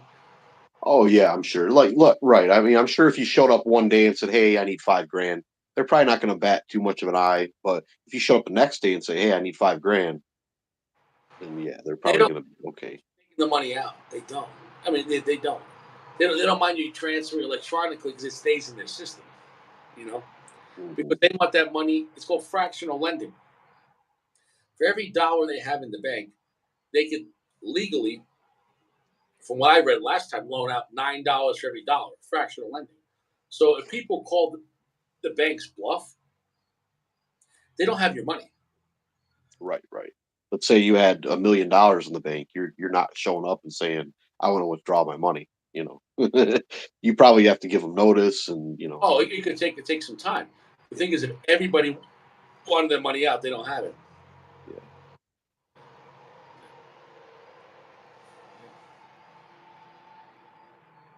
You know, a lot of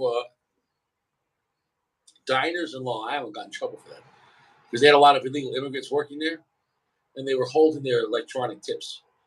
And they had massive complaints, and they did an investigation. And it turns out, over the course of years, the owner of the one diner tipped over $2 million in tips.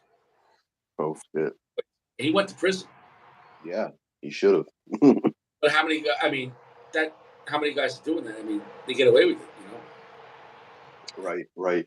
Yeah, like do the servers see I don't know. I mean, if the server's picking up the check at the table, and they see that you've wrote on there, but then again, if they're not keeping track of, say, how much, I don't know. Well, it's at the close of business. So they might say, "Oh, well, at the end of the week, we'll cash out your tips." You know what I'm saying? And they cook the book. You gotta remember every tip of over a week. You know what I'm saying? Though, Right, right, right. You'd have to right? remember. Yeah, Maybe right. If I was a waiter, I'd probably be tallying that shit up just to keep track of. yeah. But also as a waiter, do they pull all the tips and then split it amongst the workers for that night? You see what I'm saying? No, so it can get really slippery. Yeah, yeah, So yeah, if what you're a waiter and you don't also you got cash tips, but you didn't turn it in, and then now you not get a proper split. So if you got all electronic tips that night and you got yeah, electronic, you're doing better than me because you get a piece of my money, but I'm not getting a piece of yours. So it's a treacherous. mhm.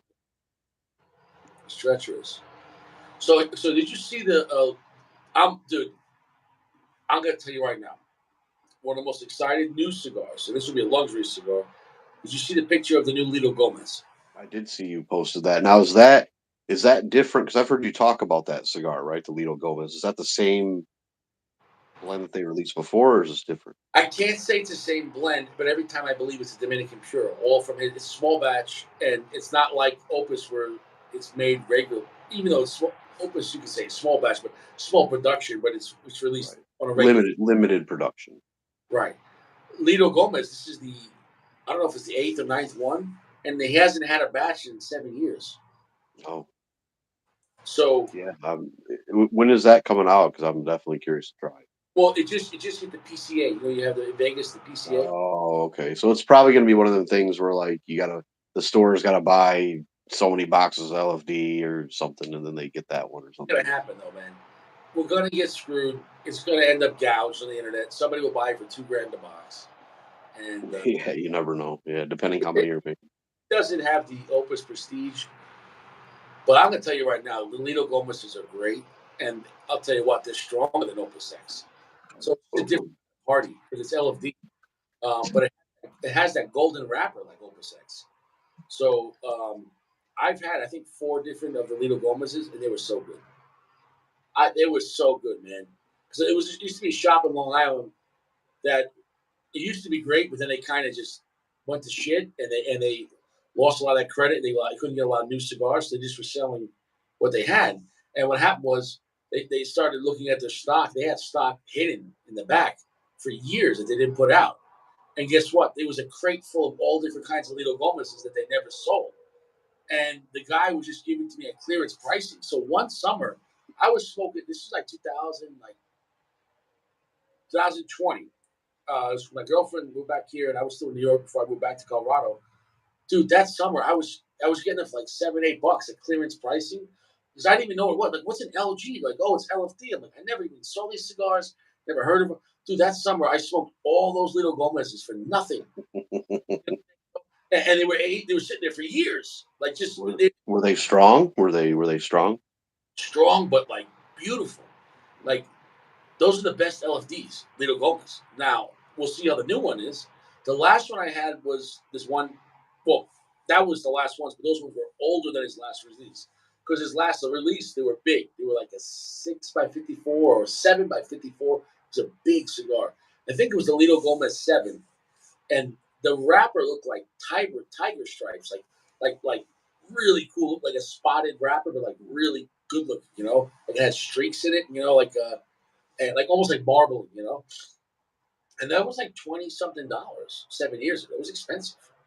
It was like above regular. It was family reserve pricing 7 years ago, and it was phenomenal. That box, it was a large box, and it flew off the like. I only got to have one or two of them from that lounge, and we never saw them again. And that lounge, that was Matadors. They get all the high end stuff because they sell so much.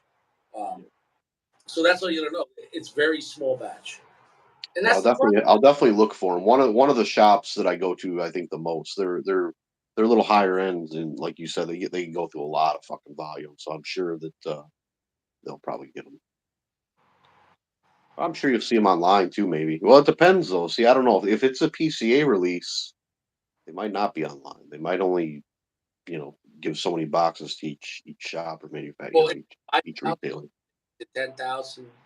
I don't think it's probably going to be 50,000. How many boxes they release? You figure if you get like 5,000 or 10,000, there's definitely a good chance you can try one. You know what I'm saying though? But if it's only 1,000 boxes, like Spectre level, you're not going to get it. You know what I'm saying? Like it's now that would be sad. I think those Padron Fuente combos are coming out real soon here, from what I hear. How much? Should I don't know. I still have not seen prices. Padron, from my understanding, this round, Padron is doing the distribution, and then I think next round Fuente is going to do the distribution. And we still know nothing about Fuente and their Nicaraguan stuff. No, not really. I mean, other than the I know they're building the factory down there, but that's, I mean, I would assume once the factory's built, they're probably going to start pumping stuff out It's something. slowly but surely. It's not Probably, going to be a lot. we're probably thinking 2025 at this point. Yeah, yeah, it's not going to be a lot. You know? But I mean, we know Nicaragua can boom out more cigars than Dominican as far as just the volume. It's so much more land and more tobacco, and big harvest. So hopefully, we might see some crazy cigars coming out. I still want that Don Carlos Nicaragua. Dude, that would be perfect. Just to get like a Well, that's it's gonna be, now. Who's to say it's gonna be the original blend? I doubt, but you got to remember, 1976 when the Don Carlos came out, that it was a Nicaraguan blend. Now it might have had Dominican in it, but it definitely had Nicaraguan tobacco in it as well. yeah, man. I mean, Because you got to remember, Fuente, they were in Nicaragua for a short time until the bullshit started going on. it was just bad timing. They had a revolution in the Yeah. '70s. Yeah. Oh, you're lighting up the dirty one now. Yeah, that was well. They're having one right now, right? They're having issues in Nicaragua, right? I'm not sure, actually. I heard it wasn't as stable as it used to be. I heard they're having issues. I'm not sure. Yeah, I'd have to look. I'd have to look into that. Nicaraguan curly heads. Let's hope not. I will say this: I have smoked curly heads before, and they are, as long as you go in knowing what to expect, I think you'll be fine. If you want just a cheap bottom of the barrel Fuente cigar, short filler. I don't even think it's long filler because it's the leftover shit that they use for the Don Carlos, for the Hemingway, all that shit. That's what they're putting in the curly head. And So it sure, is good tobacco. It's just not. It's not a blend per se, right? Like it's not. They're just shoving all the shit into them. exactly. And you could maybe smoke one and be decent, the other one's garbage. You don't know. Exactly. That's what I was gonna say. I've had several of them, and that's the thing. Like you'll smoke one and like, eh. Then the next one, you're like, holy fuck! You'll hit a good spot. Like, man, that tastes like a Don Carlos. Then it just goes away. You know. Yeah, that's the thing. There's no reliability with short filler, Yeah. Yeah. unless if you knew it was only from one blend. You know, like if Yeah. some guy was making an Opus X and he took all the scraps and made short fillers, I'd buy the hell out of that.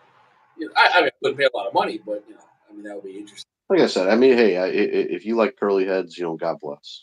As long as you know what you're getting, you know, is Yeah, what it is. They're probably better than Quorum, I would assume. yes, Yeah. the curly heads they used to be $3. Now they're charging six. It is, Yeah, I wouldn't pay $6 for a curly head. and there's one above that. What's that one called? It just says AF and like big, like sloppy looking writing, like a really cheap bed. Have you ever had that one? So Oh, it's yeah. below the I've shadow. not had it. I know what you're talking about.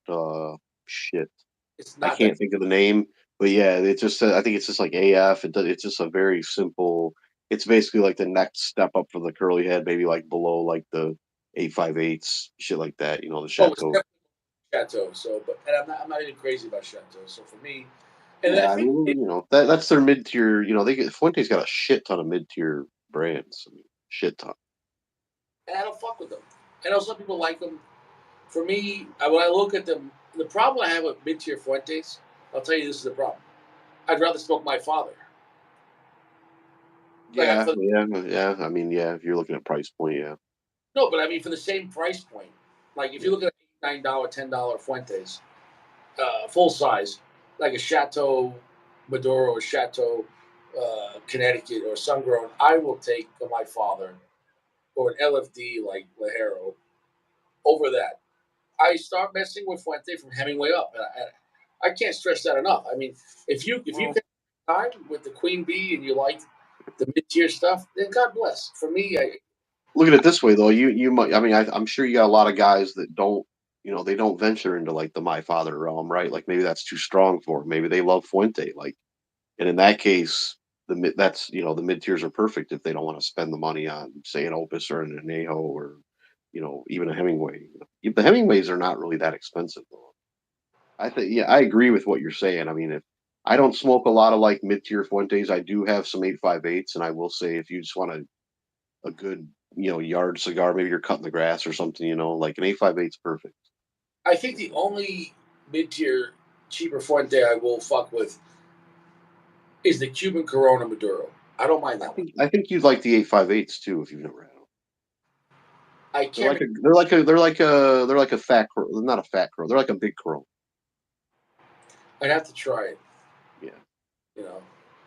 The natural, they have the natural that uses a Cameroon wrapper, and they got Maduro. They got two different types of sun grown. I think they even make a Candela. I've never tried the Fuente Candela. Okay, would you rather have those cigars in the mid tier or Padron 1000, 2000, 3000? The same Now, price. see, I think the answer to that question depends on what type of party you're looking for, right? Like, because No, but get the party, but what's the better cigar? What would you rather have? I mean, obviously, I think the Padron, like probably the Padron 1000, the 1000 series is probably better cigar, sure. Yeah, I just know like I've But had you're still talking two different kinds of parties though. Like I've smoked plenty of 858 naturals. Like they're good Cameroons. I mean, they are. I mean, they're not as good as a Hemingway, but they're good. I'd have to try it again because the majority of the chateaus I had were either Maduro or like the Connecticut's. And I'm gonna tell you, I don't mind a good Connecticut. I did not like Fuente Connecticut, like the cheaper ones. I didn't like them. Yeah, I've never. Yeah, well, you know how I feel about Connecticut. So. But the 858 was actually if I'm not mistaken, um, the original or one of the original sizes that Arturo Fuente used to make, like in the early days, like like a Grand Corona or whatever you want to call it. Like I don't know what it is, maybe like 6 by 46, 47, something like that. Um, so it It's, is one of the original sizes they've always made, or I'm pretty sure they've always made it. There might have been a gap, but I'm trying to think with the guy coming over tomorrow if he has a cigar. Like what? if he's never smoked a cigar, I mean, I would give him a Connecticut or something, right? I mean, or a Cameroon maybe. I wouldn't. I don't know if I have that. Like I'm not gonna give him ones from that Dream Life sent me to review. Uh, No. Way with the other ones, but Here's a Padron 96 Maduro. Let me know what you think. I'm Because gonna. you know what'll happen. He'll smoke a quarter of it and put it in the ashtray. Yeah, this is too strong. Yeah, yeah. You have No, a cheaper Connecticut, you like a Cortado or something. don't. I don't. Hemingway would have been perfect for him. So Yeah, on the ones I bought, he gave me a maybe free. you go to World Class tomorrow and pick up a Cortado or a Hemingway or something. Maybe you know what I'm saying? Because I have. He gave me a free Nica Rustica in like Robusto. That's gonna be too strong for him. That looks like a really young, cheap broadleaf. Did you ever see Nica Yeah, Rustica? That's gonna be too strong. yeah, yeah. I wouldn't do that. I also have the Sonata, but I'm not giving the Sonata because I want to review that, and that's gonna be too strong for him. You know, Yeah, the other one I have for him that I could do. Ah, shit. What did I get? There was something else. I can't remember. Yeah, you're right. I might. You know what? He's not getting a cigar. He's, he vapes, so he can vape. yeah. Give him a Black and Mild. Here you go. Go to 7-Eleven, give him a pack of Black and Mild. Yeah, I think so. Yeah, no, he smokes vape, so like he's not gonna know. You know, like if I gave him an Opus X, that would be like pearls to swine. Like imagine his first cigar. He's like a regular vapor, so he's gonna vape before he comes in. I'm gonna give him Opus X. Like Yeah, yeah. If he's never smoked a cigar, yeah, yeah. No. yeah, I don't know. Yeah, we'll see. It'll be interesting, but yeah, he's still for him it's such a culture shock being in America. Coming from Greece, it's a different environment. But he just can't wait till he gets his citizenship because he wants to go to work. But he's here just on a visa, and it's not a work visa. So if he gets caught working, he'll be deported. He can't because he can't work legally. So if he works off the books, he gets caught. So he's not. He's doing it the right way. It's amazing if you do it the right way. You have to like do everything the right way until you know. Um, you know. They even tested him for AIDS, which is crazy. If you want to do it the right way, they test you for disease. Did you know that? I did not know that. Interesting. So what if you test positive for something like that? They say you can't come in the country. I don't know, but if you try to do it the legal way, well, I mean, you probably are definitely be registered as a you got disease. You know what I'm saying? That's a problem. You know what I'm saying though? So You could show him all the commercials you get on your phone. yeah, they got all those commercials. Yeah, gonna ask him if he's got a bonus You hole. know what? I know where you can get some pills to help you with that. Yes, yeah, Facebook. It's got these commercials. I saw those commercials again on TV today on the advertisement for that commercial for kids. Like they have this shot for HPV, which is a sexually transmitted disease you get from it's a HPV cancer, but you get it from sex, right? Uh, so in the commercial though, they're advertising it for parents for their children. They're like, and in the commercial, they're like, "Oh, is your kid around 9 years old? You might want to think." The girl's like, the mother's like, "You might want to think about this injection. It's for they said HPV is a certain type of cancer. Yeah, it's a certain type of cancer you get from having sex. Why would they market this to children?" And they literally Yeah. said, How about just being a good parent and not, your 9-year-old shouldn't be out having sex. I mean, come on. Dude, yeah, dude, there's so many problems and questions with that commercial. You got to be like, yo, what is going on in that house? And they literally said in the commercial, you can't control what happens, but you can try to prepare for it. No, you can control. What parent could be like, well, it is what it is. They're going to grow up sometime. He's 8 years old. You're like, no, this is illegal. Like, you can't condone that. What the fuck is that? You know what I'm saying, though? This is the crazy world we're living in.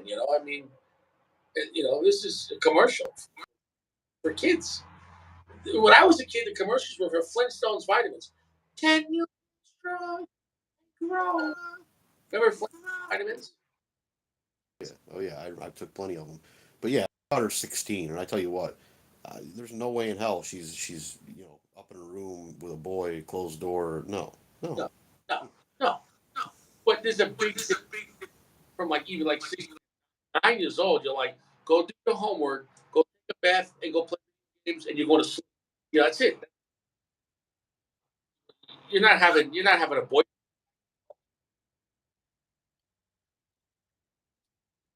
Yeah. You know. Yeah, absolutely. Yeah, it's well, according to the commercial, it is what it is. So just keep. We're getting a bad connection. We're getting a bad echo. Yeah, it's going to shit. My cigar's about done anyway. I was gonna say I'm probably gonna jump off here, but That's right, man. Yeah, we'll throw again. I'll tell you what. This cigar tastes much better after. It tastes smoother because I think all that great flavor or mixes well with. It. So this is proof that if you want to enhance a 1,000 smoke of 64 Maduro. no, those thousands are great cigars for sure. They have their place. You know what I'm saying? Though they're like they're cheap. Uh, Yep, for sure. Well, I'll see you around, bro. I'm glad to have you on. Yeah, thanks for having me, brother. I appreciate it. Maybe Soccer or somebody come on and finish it up. Yeah, man, and look forward to. You have to try the Sonata Robusto. See how strong it is. I will look for it for sure. All right, bro. I'll see you around, man. All right, brother. Take it easy. Peace out. Take it easy, gents. Peace out.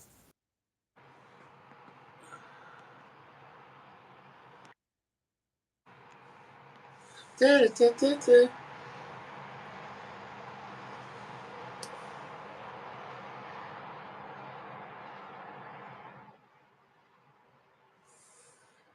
Wowza. This one's definitely stronger, edgier. He said lamb chops. I mean, I can't believe these commercials.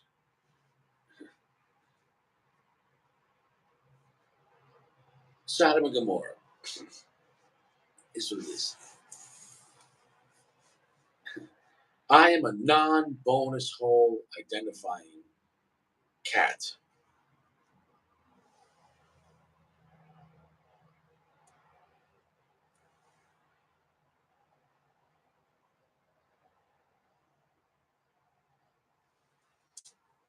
Meow.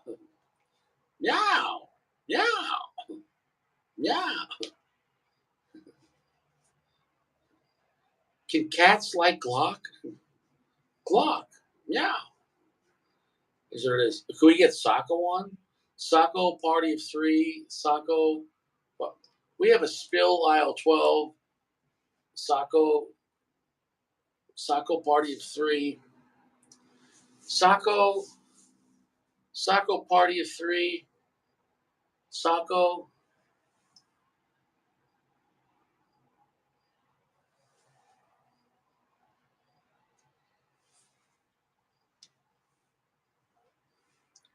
I guess we can't get Sacco. Sacco, you gonna ruin the party? Sacco, I got all dressed up. I'm wearing my best socks. I'm fresh. Where are you, Sacco? Sacco? Sacco? I think Sacco's at a restaurant. I guess Sacco can't come on. That's a shame. Well, it is what it is. Nobody can find Saint Sacco. The tears are coming. Oh no. Where's Sacco? What can I tell you? I'm just a man with a tremendous skull. I'm a white man with a red face. My face is red. That's what I am. Yeah. I I got okay hair for a 40-year-old man. I'm 40 years old. Is what it is. 40 years old. Is what it is. Haters are gonna hate. I don't know what to say. I don't know. I think Gio's clapping cheeks. Hey, what's up, Garza? I think Gio's clapping.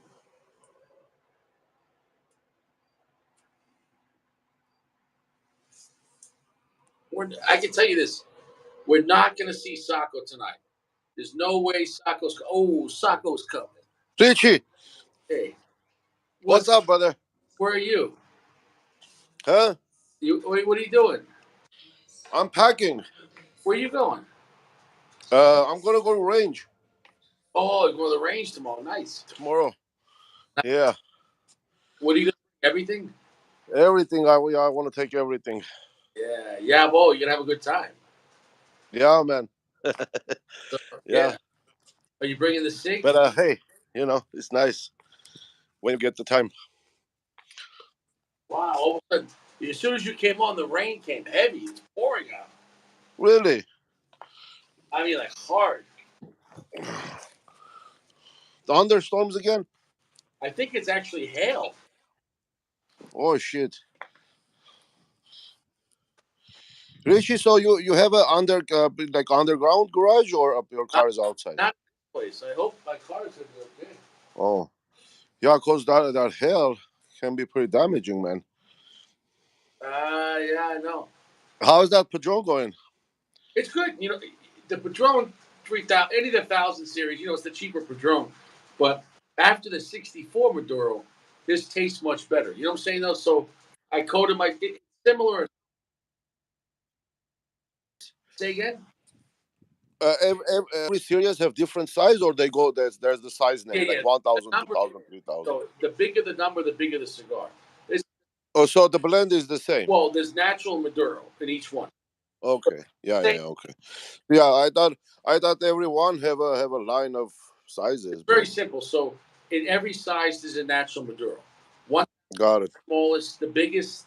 I'm not sure if it goes up to 7,000.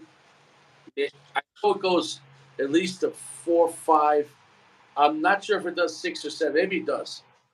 But how come where they got the name from? Like 1,000. What is the meaning behind that? I have no idea. The 1, 2, 3,000. Kind of like could have been like 1, 2, 3, 4, 5, right? I guess just marketing. It keeps it simple. It doesn't have a name. It's Padron, and it's 1,000, two Yeah. thousand, 4,000. You know, So there is nothing. Padron doesn't make anything. Oh, 7 or 9,000. Okay. So Padron doesn't make anything like cheaper than 1,000 series. the only thing cheaper, you'd have to go to they make cigarillos, like a little pequeño. Yeah, but no, that's the cheapest one. But the next step up is the Padron 64.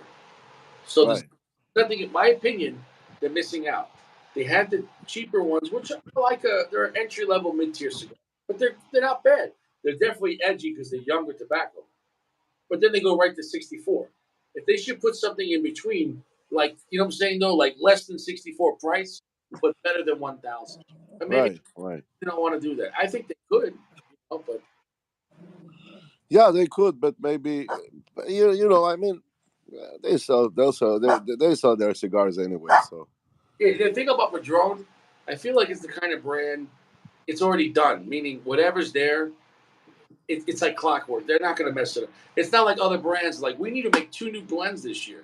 They don't care. It right, 1,000s or 2664. That's it. like Rocky Patel and shit. Rocky, exactly. They're not going to tell that shit. That's almost the phrase. When you want to change it up, they're like, "What do you want to do, honey?" I don't know. What's Rocky Patel that shit? You know what I'm saying? Yeah, Yeah, yeah, that's for sure, man. what's Rocky Patel? What do you throw in there?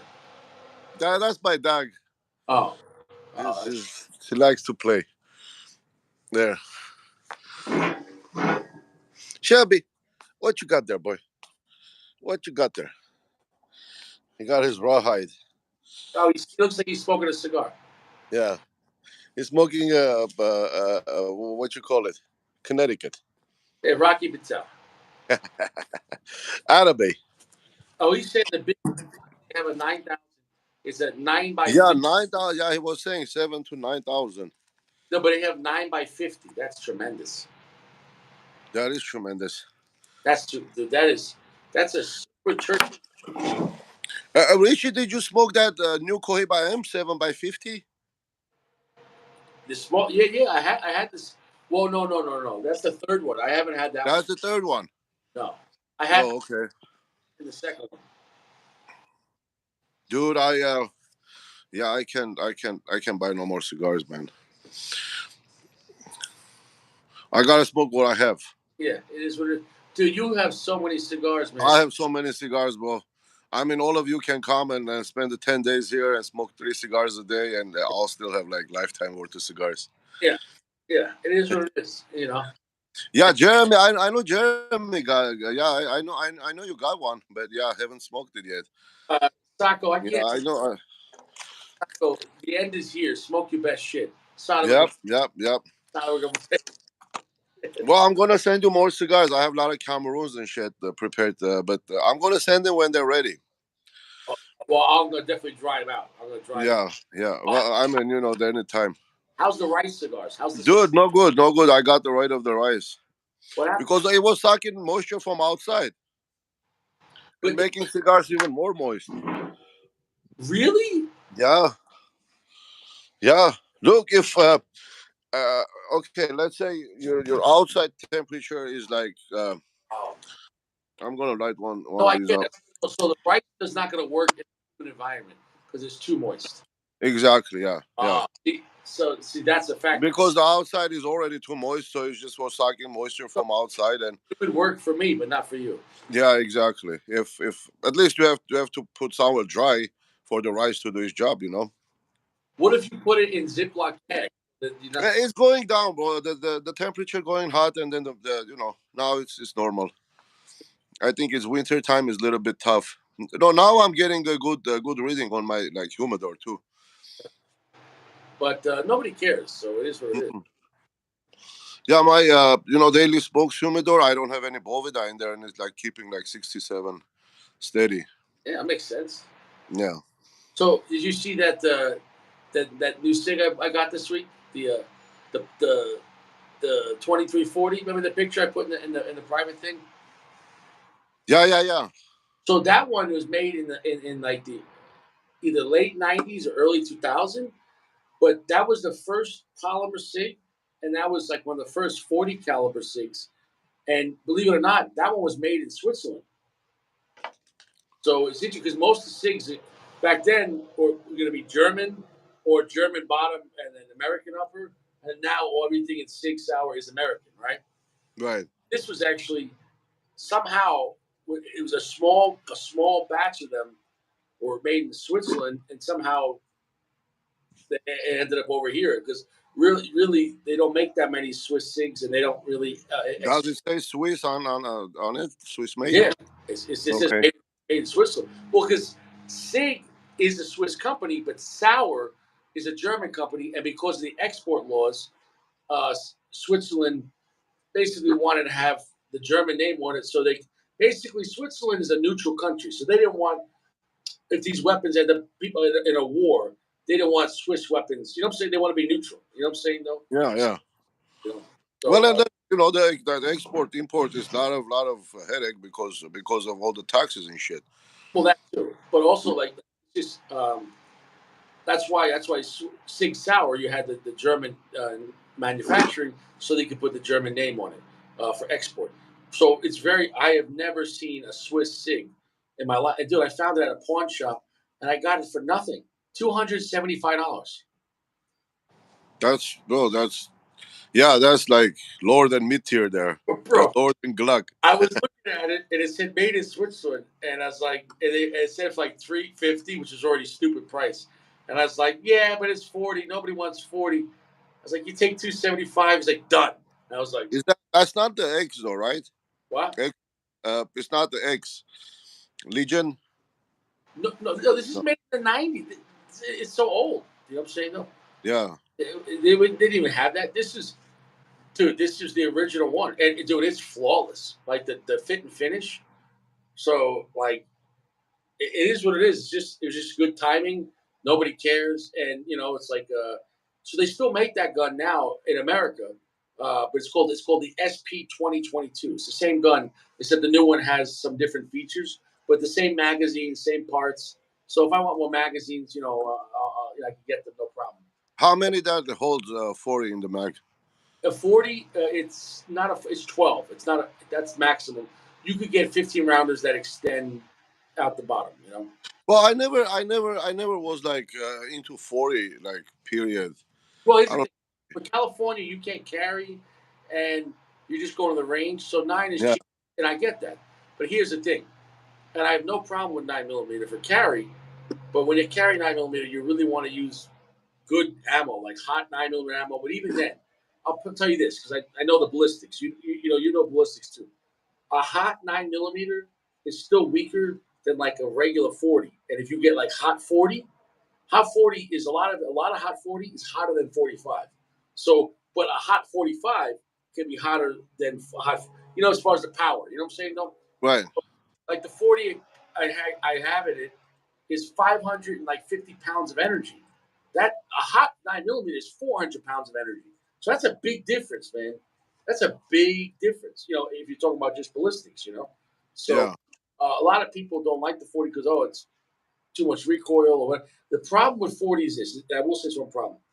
Many of the 40 guns are just 9 millimeters with a 40 caliber barrel. So those guns were never designed for it, and so they wear out faster. So like the Glock Gen 2 and Glock 3 was not designed for 40, and those Glocks would wear out a lot faster. Now the Glock Gen 4 and Gen 5, they upgraded a heavier, a stronger frame, and so it's more durable. So you can't just put a 40 caliber barrel in it and think it's gonna handle that pressure. You get what I'm saying, though? Right. Because give or take, it's anywhere from 10 to 25, 30% more power. That's a big. It's gonna wear out faster if it's not designed for it. So yeah. So if you Yeah. get a caliber that's designed for 40, you're not gonna have any problems. So you have to be careful with 40. There's a lot of companies, Sacco, just were cheap. They said, "Oh, take a 9 millimeter, put a 40 caliber barrel, same springs. Yeah, what could go wrong? Yeah, if you shoot 1,000 rounds, nothing. But if you shoot 10,000 rounds, you're gonna crack the frame. Right. Right. Yeah, Jeremy. He was asking. I haven't smoked. I haven't tried the 7x50 yet, man. I wanted to buy a box, but then I just said, forget it. I don't have no more room to put it. You have so many cigars. Put this: if you stop buying today and you smoke one cigar a week, I mean a day, 6 cigars a week, that'll be a lot. Do the math. What is that? That's 30 cigars a month, 365 cigars a year if you don't take a day off. Smoke for about 12, 15 years. Yeah. Well, but lately, like I don't even have a time to smoke cigar every day. Like I just smoke like once in a while now. It's just there is no time. So at this rate, then, keep buying cigars, you're gonna have to put them in your will to give to people when because you're gonna have too many. Yeah, but bro, those this good cigars, they're. I mean, I don't know if like Serie M, for example, is gonna be any different, but it's a novelty. Once they make it. Do you think they're gonna rotate and start again from Toro? Because the first one they did was Toro. I kind of The Toro, they did the skinny one, and now they did the 7x50. What's next, Robusto or maybe I, Bellicoso, or I I don't know don't know. why they waited to make different sizes. I don't understand that, but also Because the blender, the guy said, I want people to experience the same blend in the different sizes. okay, so That that makes sense. I can see that's that. the whole point. Yeah, that's the real point. So that would Because the blender said they don't want to just produce a lot because they don't have the tobacco for it, but they want to produce like different size every year. So you okay. can you can see. I mean, smoke can see the difference between. M is phenomenal. That's a phenomenal. Oh, dude, I love that cigar. It's on. It's right around there with Opus. I'm not gonna say better, but I'm not gonna say like worse. You're gonna have a great. The Series M is phenomenal. It's a different ballgame. It's a brand of its own. And but Jeremy, make sure you dry box that, bro. Those are like very like tight packed cigars. They're really packed, and yeah, you don't want to have that wet. You don't want to Yeah, have. especially that size. You get it wet, you're not going to pass the half. I'll say that about a lot of General cigars, even like the Cohiba Black. They're really heavily packed. So if you don't dry box them for a day or two, you might have issues. Where the burn is too slow. Uh, Like for example, the purple box pressed. I never had problem. Like I smoked in any weather and never had problem with that one. because the box pressing, I think it's a little underpacked. They were smart with that one. Yeah, yeah. So yeah, usually usually box pressed cigars don't have like that much problem with Joe. Well, yeah, because they have to be able to bend it. You know, Right, if you try right. to box press the end, that wrapper's delicate too. It's a delicate wrapper. That wrapper would crack, I think. You know. Yeah, yeah. 60 is good. You can smoke at that. Yeah, but you got to remember too. If it's 60 on the bottom, it's going to be higher on the top.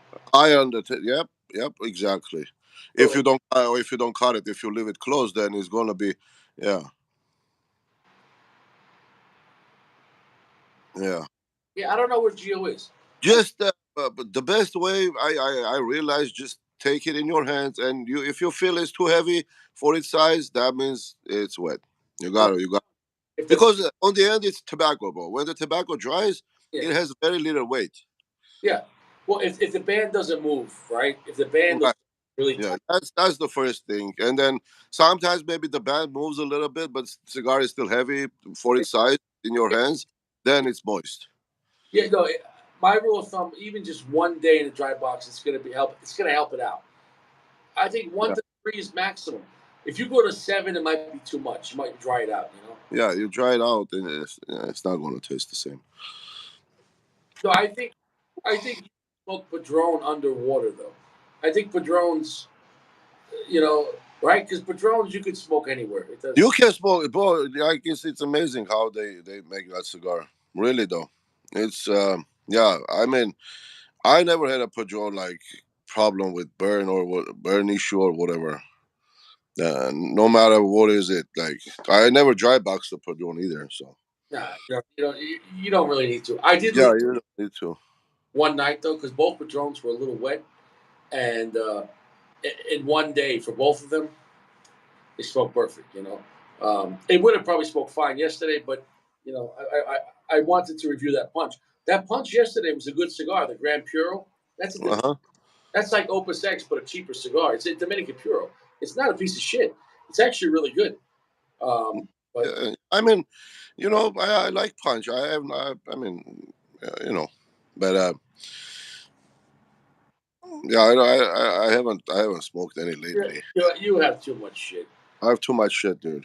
Well, Sacco, are you going to make a plan which ones to smoke? Because even if you smoke, you have so many cigars. Like, I don't, I, bro, like, I get confused, and then I don't know what to smoke, and then I don't know. It's just tough to pick a cigar and smoke. at this point, you have to start planning, like make like an itinerary, because you gotta, like I'm 40. I have maybe 20 to 30 years left of good smoking time, right? Because by the time I get to 70, maybe I don't give a shit no more. I'm shitting my pants. Yeah, You know?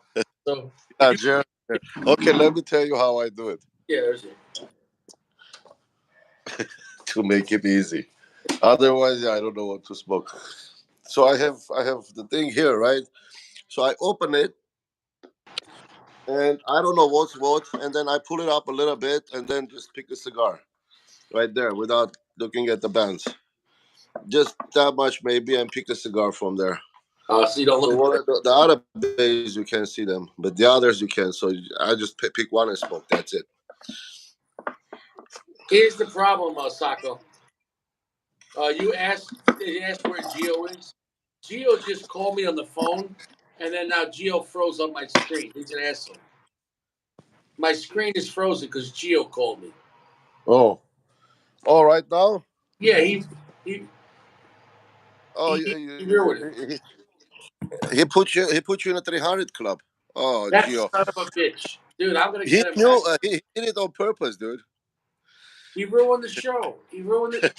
He's out there clapping cheeks. He ruined the fucking show. Gio, why, Gio? Why? He knew this was gonna happen. He knew it. You know what? I'm so mad. I'm mad at even my Swiss Six Sour. I'm mad at everything right now. I don't know. Oh man. So, so Richie, even if you don't answer the phone, he'll just put you on 300 club like that. Yes, I'm very mad.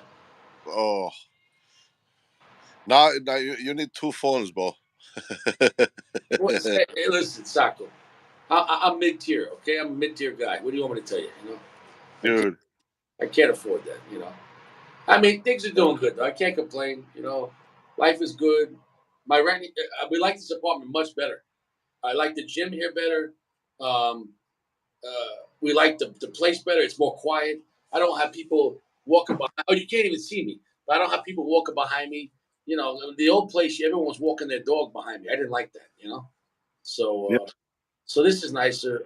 It's I sleep much better because we don't have any people above us. So yeah, and then you're higher up. You know, it's peace of mind at least. well, yeah, you don't have the people banging their shit. You know, when you have an apartment, if you have people above you, it's loud. Yeah, yeah. The top And floor, especially, what the floors are carpet or wood. in here, it's carpet, it's tile in the bathroom, and it's wood in the kitchen. Yeah, But if you have wood, then it's it's all loud it's from brand behind. new carpeting, so it's brand new carpeting, so it's nice, you know. What So the fuck, Gio? Why did you do this, man? Gio, I am so mad at Gio right now. He knows you're on the show, No, and he no, he he's doesn't know why, because Gio doesn't care about the show. well, Gio Gio he is showed up. probably He he's he paid. probably out with his girlfriend. He was out with his girlfriend, and he probably got into a fight with his girlfriend, and then he's like, "Oh, I'm gonna call Big D," and now he ruined it.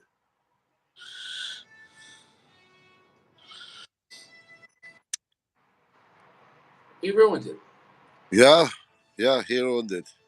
So tomorrow or Sunday, I'm gonna because I gotta make that video for the cigars that Dream Life sent me. But one of the cigars I did say was the Padron 96, the brand new one, and I haven't had that one yet. I'm really excited to review that one.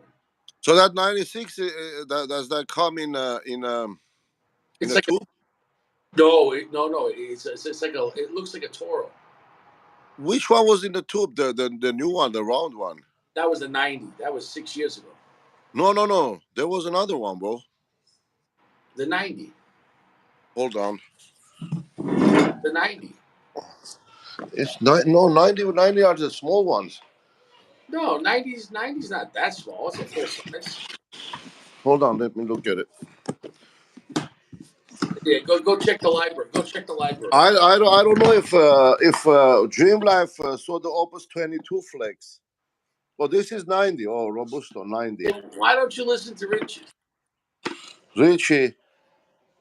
So, but this was 6 years ago. You say? Wait a Well, it minute. was the 90th anniversary. You do the math. Okay, was this it? This was not it, bro.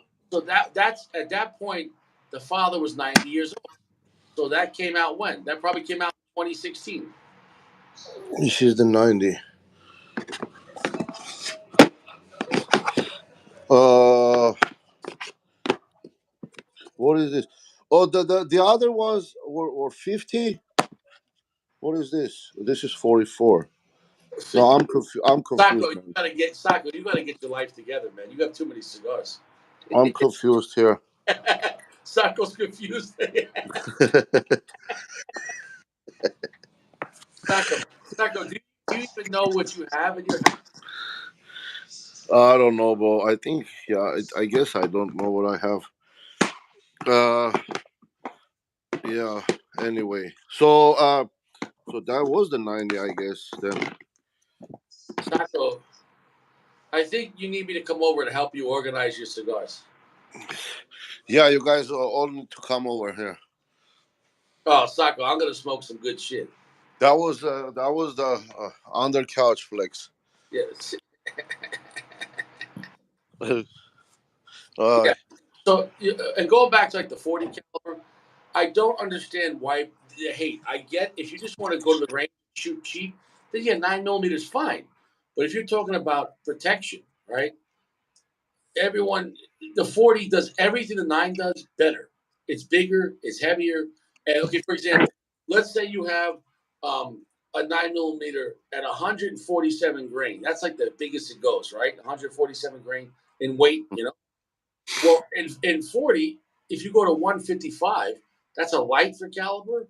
It's still bigger than 147. It's wider and it's much faster. I mean, 155, you can easily have 1,250 feet per second. 9 millimeter will do 147 at 1,000 feet per second.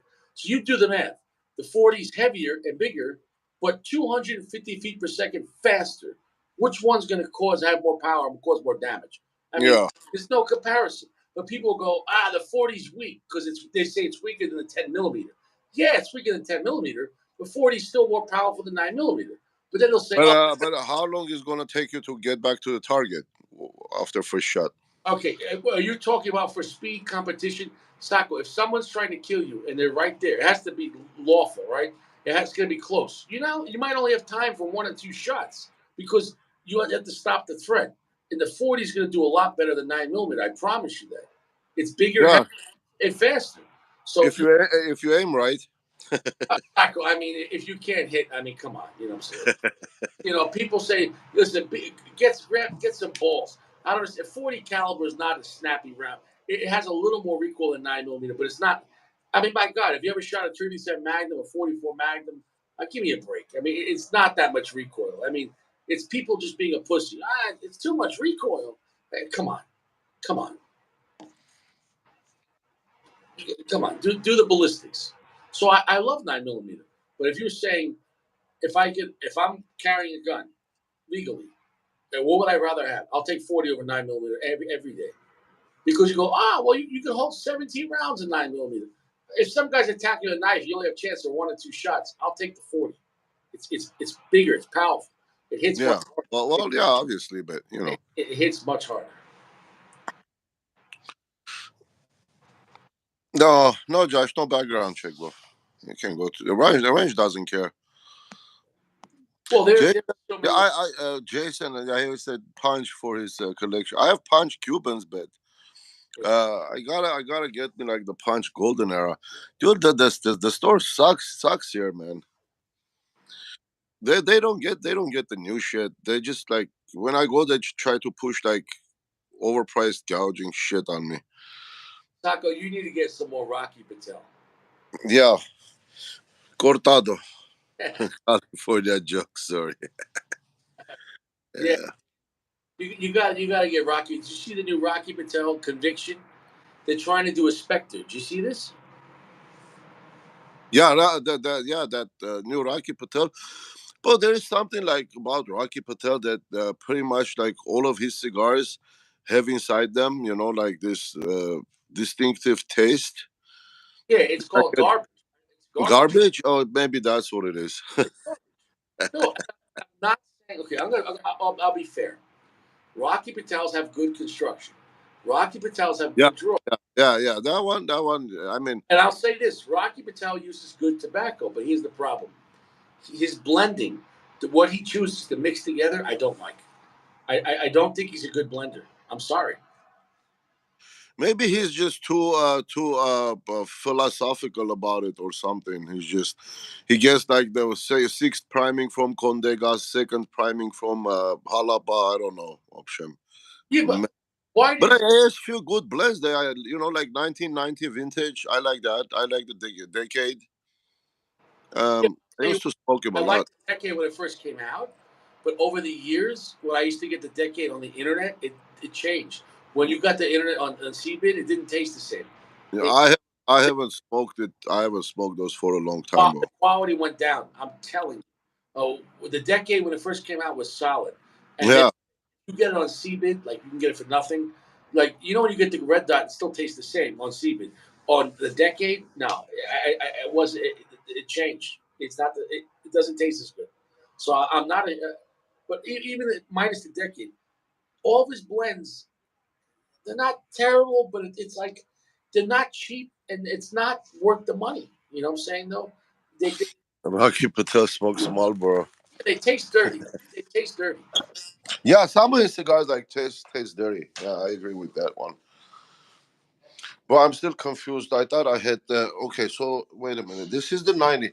So this 90 was a long time. After the 90, I don't believe there was any 90. So there was no 91, 92. So after the 90, there was a 95. After 95. Dude, you don't have I'm almost positive I have box of those. Let me see if I can find it, dude. okay, 95 is 4.5 by 6. 4.5 by 60. It's a really weird shape. Oh, Basically, they made it a leave a nub. You know. I can't even dig, man. No, forget it. So, yeah, well, I don't know. 95 or 96? Yeah. Dude, I'm so confused right now. You don't have it, man. You don't got it, bro. That's all right, Sacco. Richie will smoke it and let you know. Okay. Okay, Richie. Yeah. And Sacco, I'll do it. All right. I'm gonna flex. I'm still trying to dig in here. And, dude, some of these boxes right here, like, there are boxes behind these boxes. So, Yeah, that's the problem, Sacco. Why don't you send them to me and I'll let you know how they. yeah, send them over, right? Yeah, I'll let you know. I'll let you. I'll make sure. See, the boxes behind boxes. It's a problem. It's a problem. It's a problem, man. You got a problem. You need I help. have a big problem here, bro.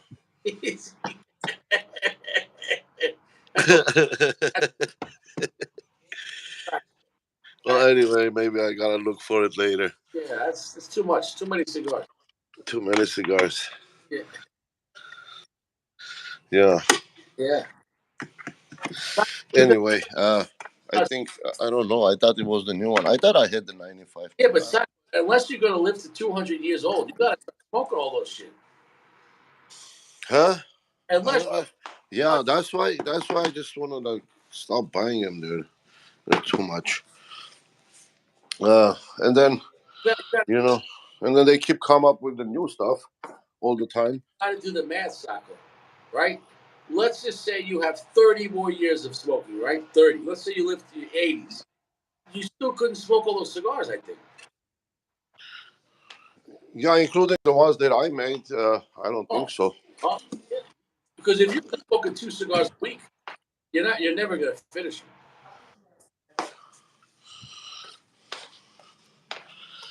Oh, just a sec. Let me. My phone is 10% charged. Here, this one, Luz.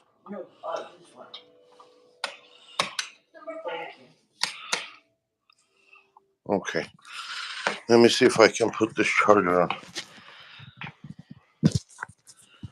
Oh, You I know, don't want you guys. Sacco, Sacco, Huh? I Sacco, I think every episode you should do a special prize and one person box of cigars. You know.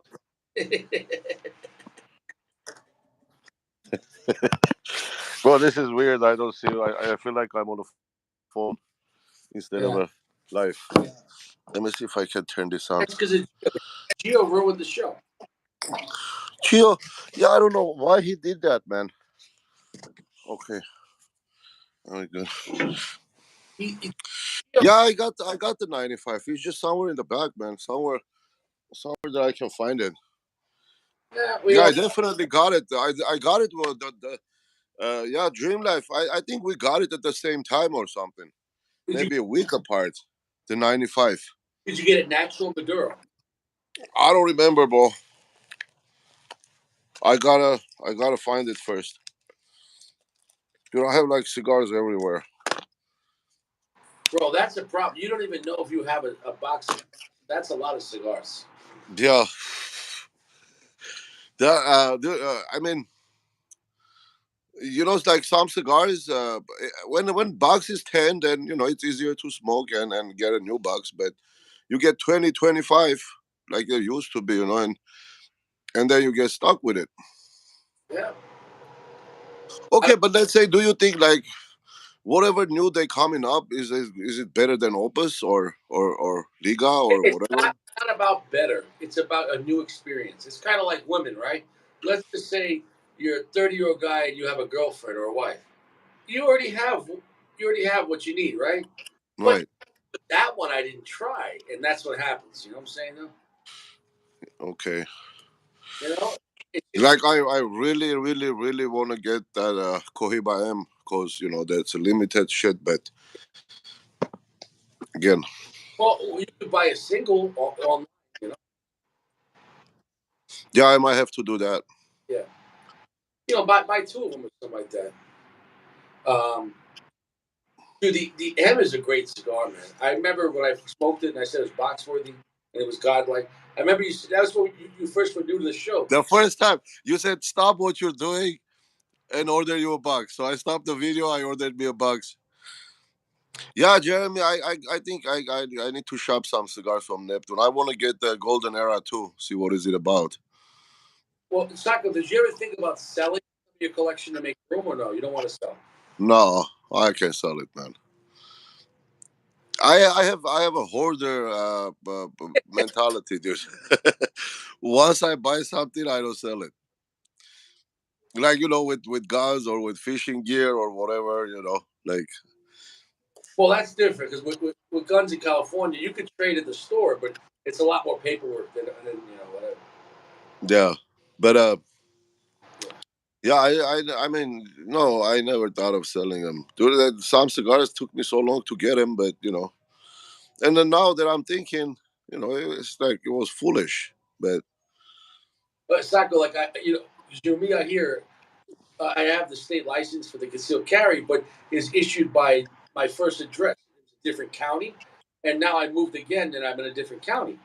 So I called the new county and I said, "Oh, just letting you know, respectfully, I moved and I changed my address in the mailing. I changed my address on DMV, but I'm letting you know that now I moved to your county and I have the concealed carry license, but it was from a different county.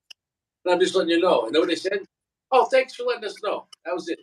that's it. Yeah, yeah, but Meanwhile, here, like from county to county, oh, you might lose the permit. but Or you don't pass county lines every day, right? Like let's say you go to work or whatever. oh, I do. I pass county lines if I go across the street. No. The license is good. My license is good in 33 states. But the issue is when you moved, you're just supposed to let them know. When I got the license, they said if you ever moved, just call the sheriff office to let them know you moved. So but some counties are sheriff, some counties are police. So, but it's no big deal. I just called them. They said, "Oh, thanks for letting us know." That's it. But Yeah. in New York, it'd be a lot of paperwork. Well, even if I move to another state that like to carry is normal, I would just forget that shit every day. Because you're developing like right now you don't leave the house without it, right? Like your phone or your wallet. Oh yeah, no, You look for it, but if you're not used to it, then you go to. I always go to forget. used to it. You don't want to go back because you're a free man. Look, I mean, I'm a quiet man. I don't look for any trouble, nothing.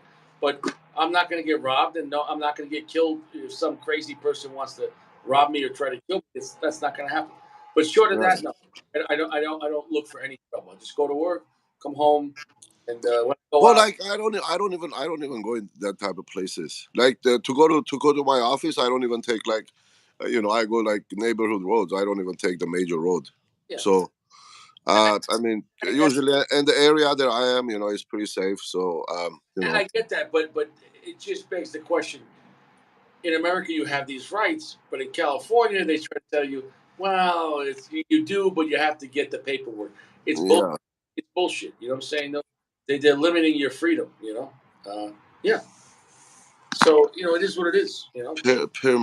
Permit is carry legal now. What is that? Well, so in California, I'm sorry, in Florida, New Hampshire, I think Tennessee, in Texas, you don't even need the permit.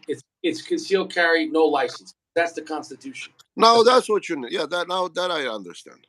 Yeah. Now that's how it's supposed to be. So that's how it's supposed to be. So here, it's close. Here, they will just, as long as you're not a felon, you pay the $100. They have to give you the carry license.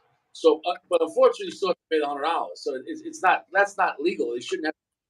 But hey, listen, it is what it is. It's $100. Yeah, they're But making a paycheck. but in California, you can't do that. It's a lot more paperwork. I'm sure it costs a lot more money. Yeah, I don't know, man. I mean, I'm okay.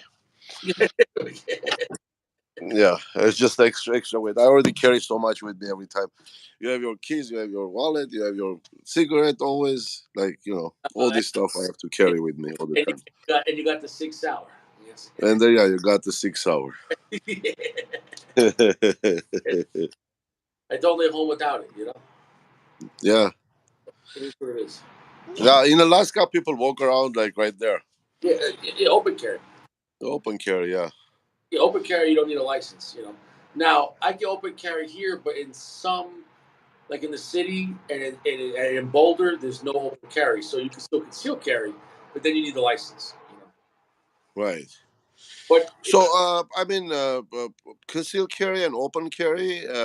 So, what's, I mean, what is the difference between those two, basically, state from state to state? oh no, that's you got to know the state laws, and even states with open carry, you might not be able to open carry in a park or like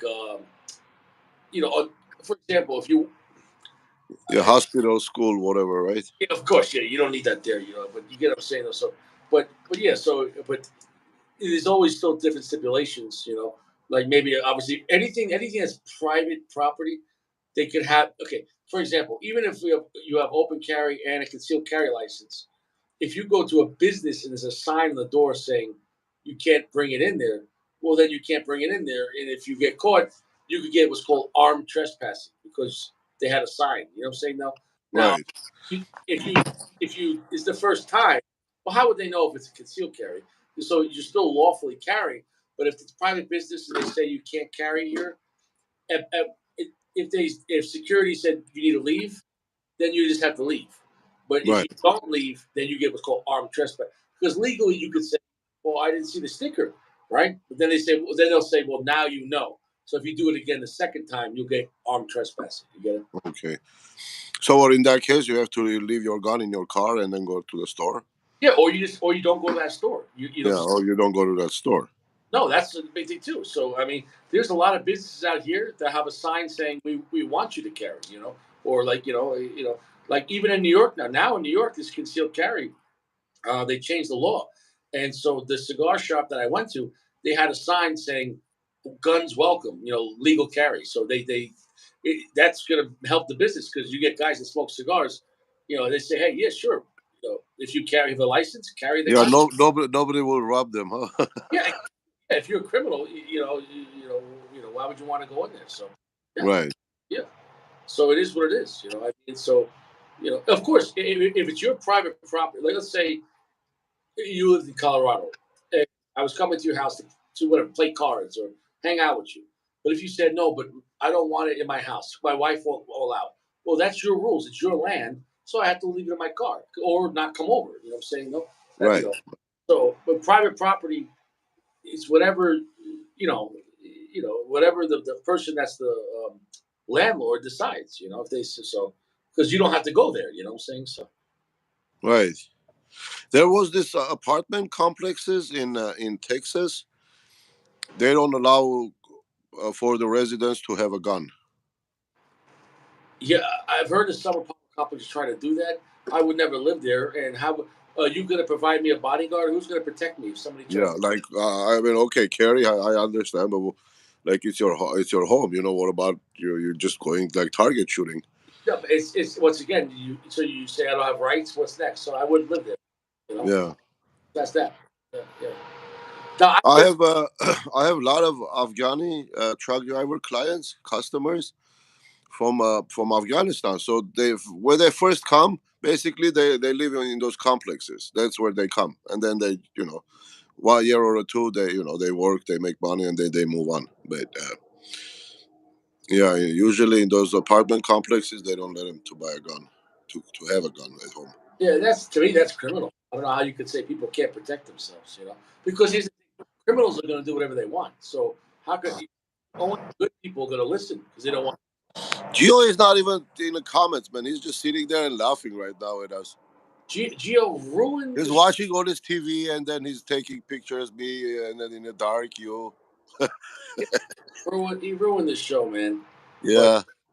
on that note, man, I'm going to get going because the show's ruined. I've been frozen for an hour. Yeah, and I've been sitting here and talking with the dark. Yeah, yeah. Right now, Richie's just in your head, So You're like real full sack, dude. yeah, well, it is what it is. Yeah. Man, where is Sack? He's not showing up lately. Sack, I think I was too mean to Sack. He's never coming back. Nah, I don't think so. Maybe the wife won't let him borrow the phone anymore. Yeah, he used to still come around. I don't know what happened. Yeah, I don't know. And I haven't seen Notorious in a while. I hope he's okay. I haven't seen him. I haven't seen. Well, Big Firm is gone. Yeah, Firm is gone, and then PG. Lone I, Star is not showing up. yeah, I haven't seen Chewy. He's probably working. I haven't seen PG. PG comes on, but I love when PG's on, but I haven't seen PG. Yeah, PG has a lot going on. He said last time he's gonna take a break, and then Notorious. Yeah, I hope he's okay. Everything okay. yeah, yeah. It is what it is, man. A lot. Uncle Larry, take care. All right, guys. Yeah, I Richie, take can't, care, my friend. I'm doing. Tomorrow, what are you gonna do tomorrow? Can't even shake my hand. You can't see me shake my hand. Yeah. Well, what are you doing tomorrow? You gonna post the unboxing?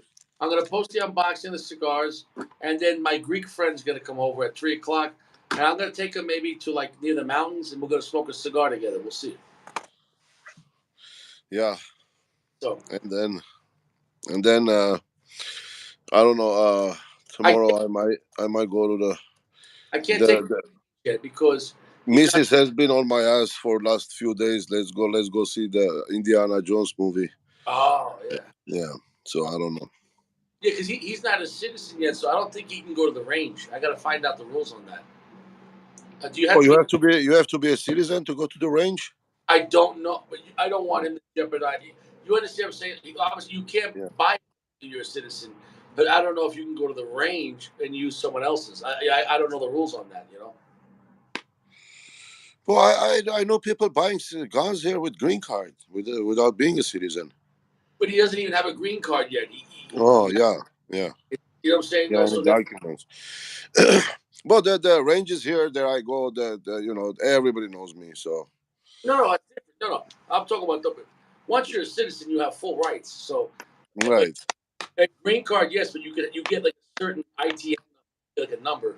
But so that's a different situation. But no, yeah, it's a different situation. he's fresh off the boat here, so and I'm gonna wait for him to become citizen, and then I'll take him to the range. So you know, and then he'll Well, be. yeah. First, you gotta figure out what he likes. Maybe he doesn't even like guns. Oh no, he does. But in How his old is he? he's like 45. Uzo. Make sure. Yeah, he's a good guy. He looks like a real European, like a lot of style and the way they dress. He's very European, like right off the boat. Right, right. So With a man purse. no, no, he's not like a big guy, but he's very. No, he's a tough guy. He helped carry all my couches and everything. And he was a good. He really helped out a lot. Oh, nice. So and Yeah, I was listening to that about moving, right? So that's like this moving is American thing, but like in other countries, like people don't move. yeah, If you have an apartment, then it's just that's your apartment. You just yeah. live there for generations. And he didn't want to take any money. He said, "Why do you have to pay your friends to help you?" He didn't Right, understand the concept. But right. if you don't give someone money, it's like you're being cheap. So you know. Yeah. Well, here when like Armenians, when people help each other, the end story is the barbecue. That's it. You do a barbecue. You fucking give them enough drinks. They forgot what they came over for. I, like- I like Romanian people. Yeah. One of my best friends from I was 4 years old in high school to I was 12th grade. So every grade, his name is Brian, but his mother was born in Armenia. His mother's name was Armene, and Yeah, yeah. I remember you told me yeah, about. but he was raised American. He was born in America, and his father was in the army. So, but his mother was pure Armenian. And she was such a nice lady. Really nice lady. Yeah, She sang in the church. Whenever we went to his house, she always cooked nice food. And she was just a very nice lady. So yeah. You don't go to Armenian's house for coffee. no, You go to but Armenian house, there's gotta be food and drink and music and dancing. yeah, it You was it know. was always a good time. She was a very nice lady. Yeah, Yeah, no, I like Armenians, good people. You know, yeah. good. That's right, Jason. I hate moving, dude. I especially like back in Armenia, and then there was no elevator, and people live like 9th floor, and then you have to move like a freaking piano and a refrigerator. Oh, Yeah. yeah. Yeah. And then the stairs were narrow, and you barely get through them, and that was a nightmare. Yeah. But anyway, guys, I gotta go pack my shit. I wanna go spend Hey, the day tomorrow. you have fun at the range tomorrow, and I'm gonna go to the range probably on Sunday by myself. So. Richie, I wish you can come over one day, bro. Oh, it's gonna happen. It's gonna, maybe next year. Oh, Yeah. I have a room and everything. You don't even need a hotel, dude. no, I'll it's pick you up from airport and then we'll have fun. not quite. I have a tent. I have a tent. I'll sleep in a tent. Yeah. Yeah. I want the full LA experience. No tent when you come visit with Sako, brother. No, I'm gonna go down to. I heard of a nice place, Skid Row. I'm gonna put my tent up on Skid Row. Well, as I said, I can get you like good spot in Beverly Hills. Yeah, that's too much of a flex for me. Oh, man. All right, Sacco. See you around. All right, guys. Thanks for having me. Take care, guys. Good night, everyone. Talk to you later. See you later. Bye bye.